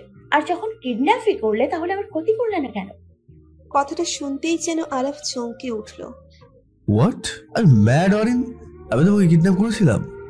আরাফের এমন রিয়াকশন দেখে অরিন একটু মুচকি হাসলো। অরিনকে হাসতে দেখে আরাফ আরো অবাক হলো। তুমি হাসছো? মাথা খারাপ হয়ে গেছে দেখি তোমার। অরিন একটা রহস্যময় হাসি দিয়ে বলে উঠল, আচ্ছা মানলাম তুমি আমাকে কিডন্যাপ করোনি, তাহলে ওইখানে পৌঁছলে কি করে? কারণ আমার ফোনে একটা মেসেজ এসেছিল, দাঁড়াও তোমাকে দেখাচ্ছি। বলেই আরাফ ফোনটা নিয়ে কালকের মেসেজটা দেখালো। অরিন মেসেজটার দিকে তাকাতেই আরো একটি রহস্যময় হাসি উঠল। অরিন আরাফকে কিছু না বলে যেই নাম্বার থেকে মেসেজটা এসেছিল সেই নাম্বারটা অরিন নিজের ফোনে নিয়ে নিল। তারপর আবারও গলা ঝেড়ে বলে উঠল, সব সত্যি এবার এক এক করে সামনে আসবে। আমার ভাইয়ের প্রতি তোমার ভুল ধারণাটাও ভেঙে দিব আমি। আর হ্যাঁ, আরেকটা কথা, আমি এটাও বুঝে গিয়েছি তুমি কেন আমাকে ঠকালে। তাহলে শুনে রাখো আরাফ, একটা ভুল ধারণা নিয়ে তুমি রাগের বশে আমার সাথে যেই ভুলটা করেছো তার মাসুল তোমাকে দিতেই হবে। ফিরবে তুমি আমার কাছেই, কিন্তু সেদিন না খুব দেরি হয়ে যায়, মনে রেখো। বলেই অরিন টেবিল ছেড়ে উঠে দাঁড়ালো। অরিনের শেষ কথাটা আরাফের বুকের ভেতর রক্তক্ষরণ শুরু করে দিয়েছে। আরাফ মাথা নিচু করে শান্তভাবে উঠে বড় বড় পা ফেলে চলে গেল অরিনের আগেই। আরাফের চলে যাওয়ার দিকে তাকিয়ে অরিনের মন খারাপ করে টেবিলের উপর ঠেলে ব্যাগটা নিয়ে কাঁধে ঝুলিয়ে সামনে তাকাতে অরিনের কপালে কয়েকটা ভাঁজ পড়ে গেল। সামনের টেবিলের একটা মেয়ে বসে আছে, মুখটা ওড়না দিয়ে ঢাকা হলেও চোখ দুটো অরিনের খুব চেনা চেনা লাগছে। অরিন মেয়েটার দিকে সন্দেহের দৃষ্টি নিক্ষেপ করতেই মেয়েটা 1 মিনিটও দেরি না করে হন্ততন্ত হয়ে বেরিয়ে গেল। অরিনও দেরি না করে মেয়েটার পিছু পিছু রওনা দিল। গেটের বাইরে গিয়েই মেয়েটা একটা বড় গাড়িতে চলে বসলো। অরিনও তাড়াতাড়ি গিয়ে ওদের গাড়িতে উঠে ড্রাইভারকে বলে উঠল, রামু চাচা, ওই গাড়িটাকে ফলো করো, কুইক। বলতে না বলতেই অরিনের গাড়িও সামনে থাকা গাড়িটার পিছু পিছু ছুটলো। কিছুক্ষণ পর সামনে থাকা গাড়িটাকে একটা বাড়ির ভিতর ঢুকতে দেখে অরিনদের গাড়িটা অরিন একটু দূরে দাঁড় করালো। গাড়িটা ভিতরে চলে যেতেই অরিন গাড়ি থেকে নেমে একটু এগিয়ে বাড়িটার দিকে তাকাতেই চমকে উঠল, কারণ এটা যে জিনিয়াদের বাড়ি। অরিন অবাক স্বরে বলে উঠল, ওই মেয়েটা জিনিয়া ছিল? তাহলে ও মুখ লুকিয়েছিল আর আমাকে দেখে বা পালিয়ে আসলো কেন? তাহলে কি পেছন থেকে কাছের মানুষগুলোই কলকাঠি নাড়াচ্ছে? কিন্তু কেন? না, আমাকে সত্যিটা জানতেই হবে, যে করেই হোক। অরিন কিছু একটা মনে করে বাড়ির ভিতরে পা দিয়েও আবারও গাড়িতে গিয়ে বসে চলে গেল। যাওয়ার সময় বাড়িটার দিকে একবার তাকিয়ে একটা রহস্যময় হাসি দিয়ে উঠল। জিনিয়া রেগে নিচের রোগে এসে ওড়না আর কাঁধের ব্যাগটা ছুরি ফেলে দিল। তারপর রাগে গজগজ করতে করতে ফোনটা নিয়ে কাউকে ফোন করে বলে রাগী কণ্ঠে চেঁচিয়ে বলতে লাগলো, তোমাদের দিয়ে একটা কাজও ঠিকঠাক হয় না, সব কয়টা অকর্মার ঠিকই। 2 ঘন্টার মধ্যে অরিনকে আমার চোখের সামনে এসে হাজির করো, অনেক লুকোচুরি খেলা হয়েছে, আর না। বলেই জিনিয়া ফোন রেখে দিয়ে হা হা করে হেসে উঠল। তোর সময় শেষ অরিন, হয়তো তুই মরবি নয়তো আমি মরবো। আমি আরাফকে না পেলে তুইও পাবি না। 2 বছর ধরে পাগলের মতো ভালোবেসে এসেছি আরাফকে, কিন্তু ও শুধু তোর পিছনেই লেগেছিল। প্রথম পথের কাটা ছিল অরণ্য, তারপর তুই। তোদের 2 জনের একজনও কেউ আমি বাঁচিয়ে রাখবো না। ভাইয়া, আমাকে সত্যি করে বল, সেদিন কি হয়েছিল? তুই কোন দিনের কথা বলছিস বোন? বুঝতে পারছি না আমি। সেদিন হোটেলে আমার অনুপস্থিতিতে কি হয়েছিল সেটা জানতে চাচ্ছি। আহান শান্ত কণ্ঠে সব বলে উঠল। সব শুনে অরিন কিছু একটা ভাবলো। তারপর ফোন থেকে একটা ছবি বের করে আহানের সামনে ধরল। ছবিটা দেখতেই আহানের মাথায় বাজ পড়ল। এটা কি অরিন? আহানের অবাক স্বর শুনে অরিন মুচকি হেসে বলে উঠল, ভাইয়া, অনন্যা আপু আর আরাফ খুব বোকা, যার কারণে ছবিটা দেখে ওরা বুঝতে পারেনি যে এটা এডিট করা ছবি। তুমি একটু খেয়াল করে দেখো, ছবিটার তোমার ঘাড়ের নিচের অংশ কালো, কিন্তু তোমার মুখটা ফর্সা। আবার তোমার বডি দেখো আর ছবিটার বডি দেখো, সম্পূর্ণ আলাদা। এটার দ্বারা বোঝা যায় এই ছবিটা এডিট করা। কেউ তোমাকে ফাঁসানোর জন্য এই এডিট করা ছবিটা আরাফের ফোনে দিয়েছিল, আর আমি এটাও জানি এই কাজটা কে করেছে। অরিনের কথা শুনে আহান ছবিটাকে কয়েকবার জুম করে দেখলো। সত্যিই তো প্রথমবার দেখায় কেউ বুঝবে না এটা এডিট, কিন্তু কয়েকবার জুম করে দেখলে সত্যিই বোঝা যাবে এটা এডিট করা ছবি। আহান আবারও বিস্ময় ভরা কণ্ঠে বলে উঠল, তোর বুদ্ধি আছে বোন, মানতে হবে, কিন্তু এই কাজটা কে করেছে? অরিন একটা রহস্যময় হাসি দিল। আহান অরিনের এই হাসির মানে বুঝতে না পেরে বলল, হাসছিস কেন বল? বলছি, কিন্তু আমাদের সবার আগে অনন্যা আপুর বাকশক্তি ফিরিয়ে আনতে হবে, যে করে হোক। আহান কিছুক্ষণ কাচুমাচু করে বলল, অরণ্যা বাকশক্তি ফিরে পেয়েছে? অরিন একটু জোরালো কণ্ঠে চিৎকার করে বলল, কি? আস্তে গাধি, এত রাতে কেউ এভাবে চিৎকার করে? অরিন চুপ করে ফিসফিসিয়ে বলল, হ্যালো বন্ধুরা, যদি আপনারা আমাদের এই চ্যানেলে নতুন হয়ে থাকেন, ভিডিওর নিচে থাকা সাবস্ক্রাইব অপশনে ক্লিক করে পাশে থাকা বেল আইকনটি বাজিয়ে দিবেন পরবর্তী পর্বগুলো দেখার জন্য। ধন্যবাদ সবাইকে। ও সরি, কিন্তু আরাফ যে বললো অনন্যা আপু অরিনকে সম্পূর্ণ কথা শেষ করতে না দিয়ে আহান বলল, হ্যাঁ, অরণ্যা বাকশক্তি ফিরে পেয়েছে, কিন্তু কি ভাইয়া? আহান অরণ্যার সাথে ঘটে যাওয়া সমস্ত কথা অরিনকে খুলে বলল। সব শুনে অরিন অবাকের শেষ পর্যায়ে। কেউ অনন্যা আপুকে মারার চেষ্টা কেন করবে ভাইয়া? সেটাই বুঝতে পারছি না। আমাদের সবার চোখের আড়ালে একটা বড় খেলা খেলছে অরিন। খুব শীঘ্রই সব খেলা শেষ হবে ভাই। কিন্তু কিভাবে? অরিন কিছুক্ষণ ভাবুক ভঙ্গিতে থেকে বলল, আমাদের প্রতিপক্ষ খুব চালাক ভাইয়া, তাই আমাদের খুব সাবধানে পা ফেলতে হবে। ওদের সাথে লড়াই করতে হলে বুদ্ধি দরকার। আমার কেন যেন মনে হচ্ছে আমাদের শত্রুপক্ষের মেইন টার্গেট আরাফ, এবং আমাদের শত্রু আমাদের চেনা কেউ হতে পারে। সেই শত্রুটা তুমি, আমি, অনন্যা আপু, আরাফ বা জিনিয়ার মধ্যে কেউ একজন। সেটা না হয় বুঝলাম, এখন কি করা যায় সেটা বল। আমাদের শত্রুপক্ষের নেক্সট প্ল্যান ফুলফিল করার আগেই আমাদের কিছু একটা করতে হবে। আমি যা যা বলি মনোযোগ দিয়ে শোনো, এবং সব কাজ আমাদের কালকের মধ্যেই করতে হবে। বলেই অরিন আহানকে কিছু একটা বলল। অরিনের কথা শুনে আহান থ মেরে আছে, হা করে অরিনের দিকে তাকিয়ে আছে। অরিন মুচকি হেসে বলল, বুঝতে পেরেছ? সময় কিন্তু বেশি নেই, মনে রেখো। আহান অবাক স্বরে বলল, তো ছোট মাথায় এত বুদ্ধি কোত্থেকে আসে? আহানের কথা শুনে অরিন একটু ভাব নিয়ে বলে উঠল, নাও হ্যাভ টু বুঝতে হইব মিস্টার খান। যতই হোক খান বংশের মেয়ে বলে কথা, একটু বুদ্ধি না থাকলে চলে বলো? বলেই হেসে উঠল অরিন। আহানও মুচকি হেসে অরিনের মাথায় একটা গাঁটটি মেরে বলল, বেশি পাকা হয়ে গেছিস, অনেক রাত হয়েছে, ঘুমিয়ে পড়, কাল সব কাজ হয়ে যাবে। Good night. আহানও গুড নাইট বলে চলে গেল। আহান চলে যেতেই অরিন দরজাটা বন্ধ করে দিয়ে এসে ফোনটা হাতে নিয়ে জিনিয়াকে কিছু একটা মেসেজ করে ফোনটা রেখে একটু মুচকি হাসলো। তারপর একটা রহস্যময় হাসি নিয়ে পড়ে উঠল, the game is over. Junior গোপন আস্তানায় একটা চেয়ারে পায়ের উপর পা তুলে বসে আছে জিনিয়া। ওরা সামনেই মাথা নিচু করে দাঁড়িয়ে আছে 3-4টে গার্ড। সবার মুখে ভয় স্পষ্ট ফুটে উঠেছে। জিনিয়াকে চুপ করে থাকতে দেখে একটা গার্ড সাহস নিয়ে বলল, ম্যাম, আমাদের প্ল্যান চেঞ্জ হলো কেন? জিনিয়া গার্ডের কথা শুনে রাগী কণ্ঠে বলল, কোন কাজটা তোমাদের দিয়ে ঠিকঠাক ভাবে সম্পূর্ণ হয়েছে একটু বলো তো? মুখে মুখে যতই বড় বড় কথা, কাজের বেলা ঘোড়ার ডিম। জিনিয়ার কথা শুনে গার্ডটা কিছু বলতে গিয়েও ও থেমে গেল। জিনিয়াকে রেগে কথা বলতে দেখে জিনিয়া পাশেই দাঁড়ানো একটি ছেলে বলল, জিনিয়া, রেগে যাচ্ছিস কেন? শোন, রেগে গিয়ে কোনো কাজ করা মানে নিজের অজান্তে নিজের পায়ে মারা। ঠান্ডা মাথায় শত্রুপক্ষকে হারানোর রাস্তা খুঁজতে হয়, বুঝলি? জ্ঞান না দিয়ে তুই কিছু একটা কর। আমাদের হাতের বাইরে সব চলে যাচ্ছে, এত কিছু করেও কোনো লাভ হচ্ছে না।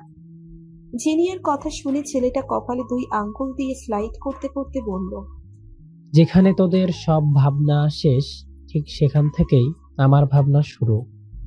আমার আজকের প্ল্যানটা চেঞ্জ করতে বললি কেন? কারণ এখন যদি তোর আসল চেহারাটা সামনে চলে আসে, তাহলে হিতের বিপরীত হয়ে যাবে সব। তাহলে করবোটা কি? এখন কিছুদিন আমাদের শান্ত হয়ে থাকতে হবে, তারপর পরিস্থিতি বুঝে ঠিক জায়গায় ঠিক চালটা দিতে পারলেই খতম। বলেই ছেলেটা গার্ডদের উদ্দেশ্যে গম্ভীর কণ্ঠে বলল, অনেক রাত হয়েছে, সবাই যে যার বাসায় যাও, পরে তোমাদেরকে কাজ বুঝিয়ে দেওয়া হবে। ছেলেটার কথা শুনে সব গার্ডরা একে একে চলে যেতেই ছেলেটা জিনিয়াকে কিছু একটা বলে চলে গেল। ওদের দুজনের মুখে শয়তানি হাসি। সকালে একটা বড় পুরনো ভাঙা ফ্যাক্টরির সামনে এসে অরিনদের গাড়ি থামতেই একে একে গাড়ি থেকে অরিন, জিনিয়া আর আহান নেমে দাঁড়ালো। জিনিয়া চারপাশটা একবার দেখে নিয়ে সন্দেহ ভরা কণ্ঠে বলে উঠল, সকাল সকাল আমরা এখানে কেন এসেছি আরো? অরিন জিনিয়ার পিঠে হাত রেখে শান্ত কণ্ঠে বলল, আজ আমার জীবনে সব থেকে আনন্দের দিন জিনিয়া। আমার সাথে হওয়া অন্যায়ের প্রতিশোধ আমি পূর্ণ করব। আমার বেস্ট হিসেবে আমার পাশে থাকাটা তোর দায়িত্বের মধ্যে পড়ে।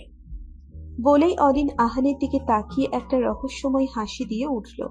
অরিনের কথার আঁকা মাথায় জিনিয়া কিছুই বুঝতে না পেরে বলল, মানে কি আরো? কাল রাতে মেসেজ করে বললি তোর একটা গুরুত্বপূর্ণ কাজ আছে, তাই সকাল সকাল যেন তোর বাসায় চলে আসি। তাই সকাল হতেই আমি চলে আসলাম, কিন্তু এখন এখানে কেন নিয়ে এলি আমাকে? জিনিয়ার মনের মধ্যে কিছু অজানা ভয় কাজ করছে। অরিন জিনিয়ার কথা শুনে একটু মুচকি হেসে বলল, ভেতরে চল, তোর সব প্রশ্নের উত্তর পেয়ে যাবি। জিনিয়া কিছু বলার আগেই অরিন জিনিয়ার হাত ধরে ভেতরে নিয়ে চলে এলো। ভেতরে এসে অরিন জিনিয়ার হাত ছাড়তেই জিনিয়া বিরক্তি ভরা কণ্ঠে বলল, কি সব পাগলামি করছিস আরো? অরিন একটু হেসে হাত দিয়ে সামনের দিকে ইশারা করতেই জিনিয়া ও অরিনের হাত বরাবর সামনে তাকাতেই ওর চোখ দুটো বড় বড় হয়ে গেল। সাথে সাথে সারা শরীর কাঁপতে শুরু করলো। নিজের অজান্তেই জিনিয়ার মুখে হাত চলে এলো, কারণ সামনে একটা চেয়ারে হাত বাঁধা অবস্থায় পড়ে আছে আরাফ। মাথাটা একদিকে হেলানো দেখে মনে হচ্ছে সেন্সলেস। আরাফের শরীরে কয়েকটা আঘাতের চিহ্ন ভেসে উঠেছে। আরাফের এমন অবস্থা দেখে জিনিয়া থরথর করে কাঁপছে। আরাফকে হারানোর ভয়টা জিনিয়াকে সম্পূর্ণরূপে গ্রাস করে নিচ্ছে। জিনিয়ার এমন অবস্থা দেখে অরিন একটু হেসে বলতে লাগলো, অনেক ভেবে আমি এই ডিসিশনটা নিয়েছি। আরব আমার সাথে যে জঘন্য কাজ করেছে তার একমাত্র শাস্তি মৃত্যু। মৃত্যু শব্দটা শুনতেই জিনিয়া কেঁপে উঠল। অরিন আবারও বলতে শুরু করলো, ওকে অনেক ভালোবাসি আমি, কিন্তু বেঈমানের কোনো ক্ষমা হয় না। যে মানুষ ঠকাতে পারে তার বেঁচে থাকার কোনো অধিকার নেই। নিজের সাথে নিজের ভালোবাসার মানুষটাকে খুন করে তার পাপের শাস্তি দিলাম। খুন শব্দটা শুনতেই আরো একবার জিনিয়ার শরীরে ঝাঁকুনি সৃষ্টি করলো। জিনিয়া মুখ ফুটে কিছু বলার মতো শক্তি পাচ্ছে না। আমার আনন্দের মুহূর্তটাকে আমি তোর সাথে ভাগ করে নিতে চেয়েছিলাম জিনিয়া, তাই তোকে এখানে আনা। আশা করি তোর সব প্রশ্নের উত্তর পেয়ে গেছিস। জিনিয়া বিস্ফোরিত চোখে একবার আরাফের দিকে আর একবার অরিনের দিকে তাকাচ্ছে। অরিনের চোখে মুখে খুশির ছাপ ফুটে উঠেছে। জিনিয়া কিছু বলতে যাবে তার আগেই অরিন আহানের উদ্দেশ্যে বলে উঠল, ভাইয়া। ভাইয়া বলতেই অহান পকেট থেকে একটা গান বের করে অরিনের হাতে দিতেই অরিন সাথে সাথে গানটা আরাফের দিকে তাক করে নিল। গানটা দেখেই জিনিয়ার আত্মা কেঁপে উঠল। জিনিয়া অনেক কষ্টে শক্তি সঞ্চয় করে ভয় জড়ানো কণ্ঠে বলল, না না, তুই এটা করতে পারিস না আরো। অরিন একবার জিনিয়ার দিকে তাকিয়ে জিনিয়াকে কিছু না বলে একটু মুচকি হেসে গানটা প্রেস করতেই চোখের পলকে গান থেকে একটা বুলেট গিয়ে সোজা আরাফের বুকে লাগতেই আরাফের বুক থেকে তাজা রক্ত গলগল করে পড়তে শুরু করলো। জিনিয়া জোরে মুখে হাত দিয়ে বলল, আরাফ আরাফ। জিনিয়া আরাফ বলে চিৎকার করে দৌড়ে আরাফের দিকে ছুটে গেল।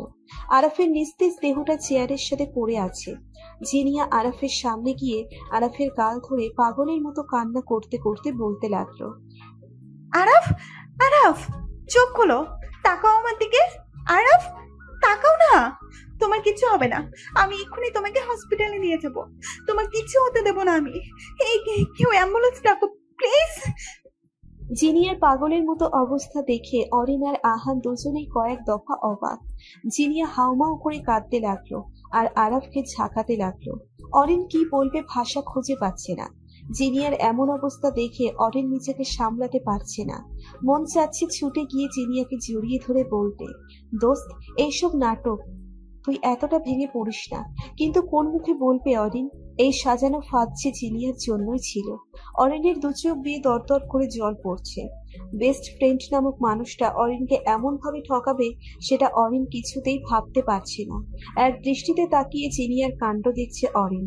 আহান অরিনের মনের অবস্থা বুঝতে পেরে অরিনের কাঁধে হাত রাখতেই অরিন চোখ ভর্তি চোখে আহানের দিকে তাকাতেই আহান চোখ দিয়ে অরিনকে সান্ত্বনা দিয়ে মাথা নাড়িয়ে কান্না থামাতে বলল। আহানের ভরসা পেয়ে অরিন চোখের জলগুলো দু হাতে মুছে নিয়ে জিনিয়ার কাছে গিয়ে দাঁড়িয়ে পেছন থেকে জিনিয়ার কাঁধে হাত রাখতে জিনিয়া কান্নারত অবস্থায় অরিনের দিকে ঘুরে তাকালো। অরিনকে দেখেই হুট করে দাঁড়িয়ে গেল। জিনিয়া মুহূর্তেই ওর চেহারাটা রক্তিম বর্ণ ধারণ করলো। চোখ দুটো দেখে মনে হচ্ছে রাগে ফেটে যাচ্ছে। অরিন আগ বাড়িয়ে জিনিয়াকে কিছু বলতে যাবে, তার আগেই জিনিয়া রেগে দুহাত দিয়ে অরিনের গলা চেপে ধরে দেয়ালের সাথে লাগিয়ে চেঁচিয়ে বলে উঠল, আমার আরাফের গায়ে হাত দেওয়ার সাহস তোকে কে দিয়েছে? বল, কে দিয়েছে? তোকে আজ আমার হাত থেকে কেউ বাঁচাতে পারবে না, কেউ না। বলেই জিনিয়া আরো জোরে অরিনের গলা চেপে ধরল। ঘটনার আকস্মিকতায় আহান যেন থমকে আছে। অরিনের নিঃশ্বাস আটকে আসছে। দুহাত দিয়ে সামনে চেষ্টা করে যাচ্ছে জিনিয়ার হাত থেকে নিজেকে বাঁচাতে। আহান তাড়াতাড়ি গিয়ে জিনিয়াকে টেনে ধরে রাগী কণ্ঠে বলতে লাগলো, জিনিয়া, কি করছিস তুই? ছাড় অরিনকে। পাগল হয়ে গেছিস নাকি? ছাড় বলছি। আহান নিজের সমস্ত শক্তি দিয়ে জিনিয়াকে টেনে অরিনের থেকে ছাড়িয়ে নিল। জিনিয়া এখনো রাগে ফোঁস করছে। আহান ধস্তাধস্তি করে হাঁপিয়ে গেছে। আহান জিনিয়াকে ছাড়িয়ে নিতেই অরিন একাধারে কাঁদতে লাগলো। কাঁদতে ওর দম বন্ধ হয়ে আসছে। অরিন কাঁদতে কাঁদতে দেয়াল ঘেঁষে বসে পড়ল। অরিনের এই অবস্থা দেখে আহান দৌড়ে গিয়ে অরিনের সামনে বসে চিন্তিত কণ্ঠে বলে উঠল, বল, ঠিক আছিস তুই? পানি কে আছো? একটু পানি নিয়ে এসো প্লিজ। অরিনের কাশির জন্য কিছু বলতেই পারছে না। আহান যেই পানি আনার জন্য উঠতে যাবে অমনি পানি ভর্তি গ্লাস কেউ এগিয়ে দিল ওদের দিকে। অরিন আর আহান দুজনেই উপরে তাকিয়ে দেখে অনন্যা দাঁড়িয়ে আছে। আহান অনন্যার দিকে তাকাতেই অনন্যা বলে উঠল, তাড়াতাড়ি পানির গ্লাসটা ধরো, ওর অবস্থা খারাপ হয়ে যাচ্ছে। আহানও সময় না বাড়িয়ে তাড়াতাড়ি পানির গ্লাসটা নিয়ে অরিনের হাতে দিতেই অরিন একদমে পুরো গ্লাস খালি করে দিয়ে একটা বড় নিঃশ্বাস ছাড়লো। এতক্ষণে অরিন নিজের দেহে প্রাণ ফিরে পেল। এদিকে অনন্যাকে কথা বলতে দেখে জিনিয়ার মাথায় যেন আকাশ ভেঙে পড়ল।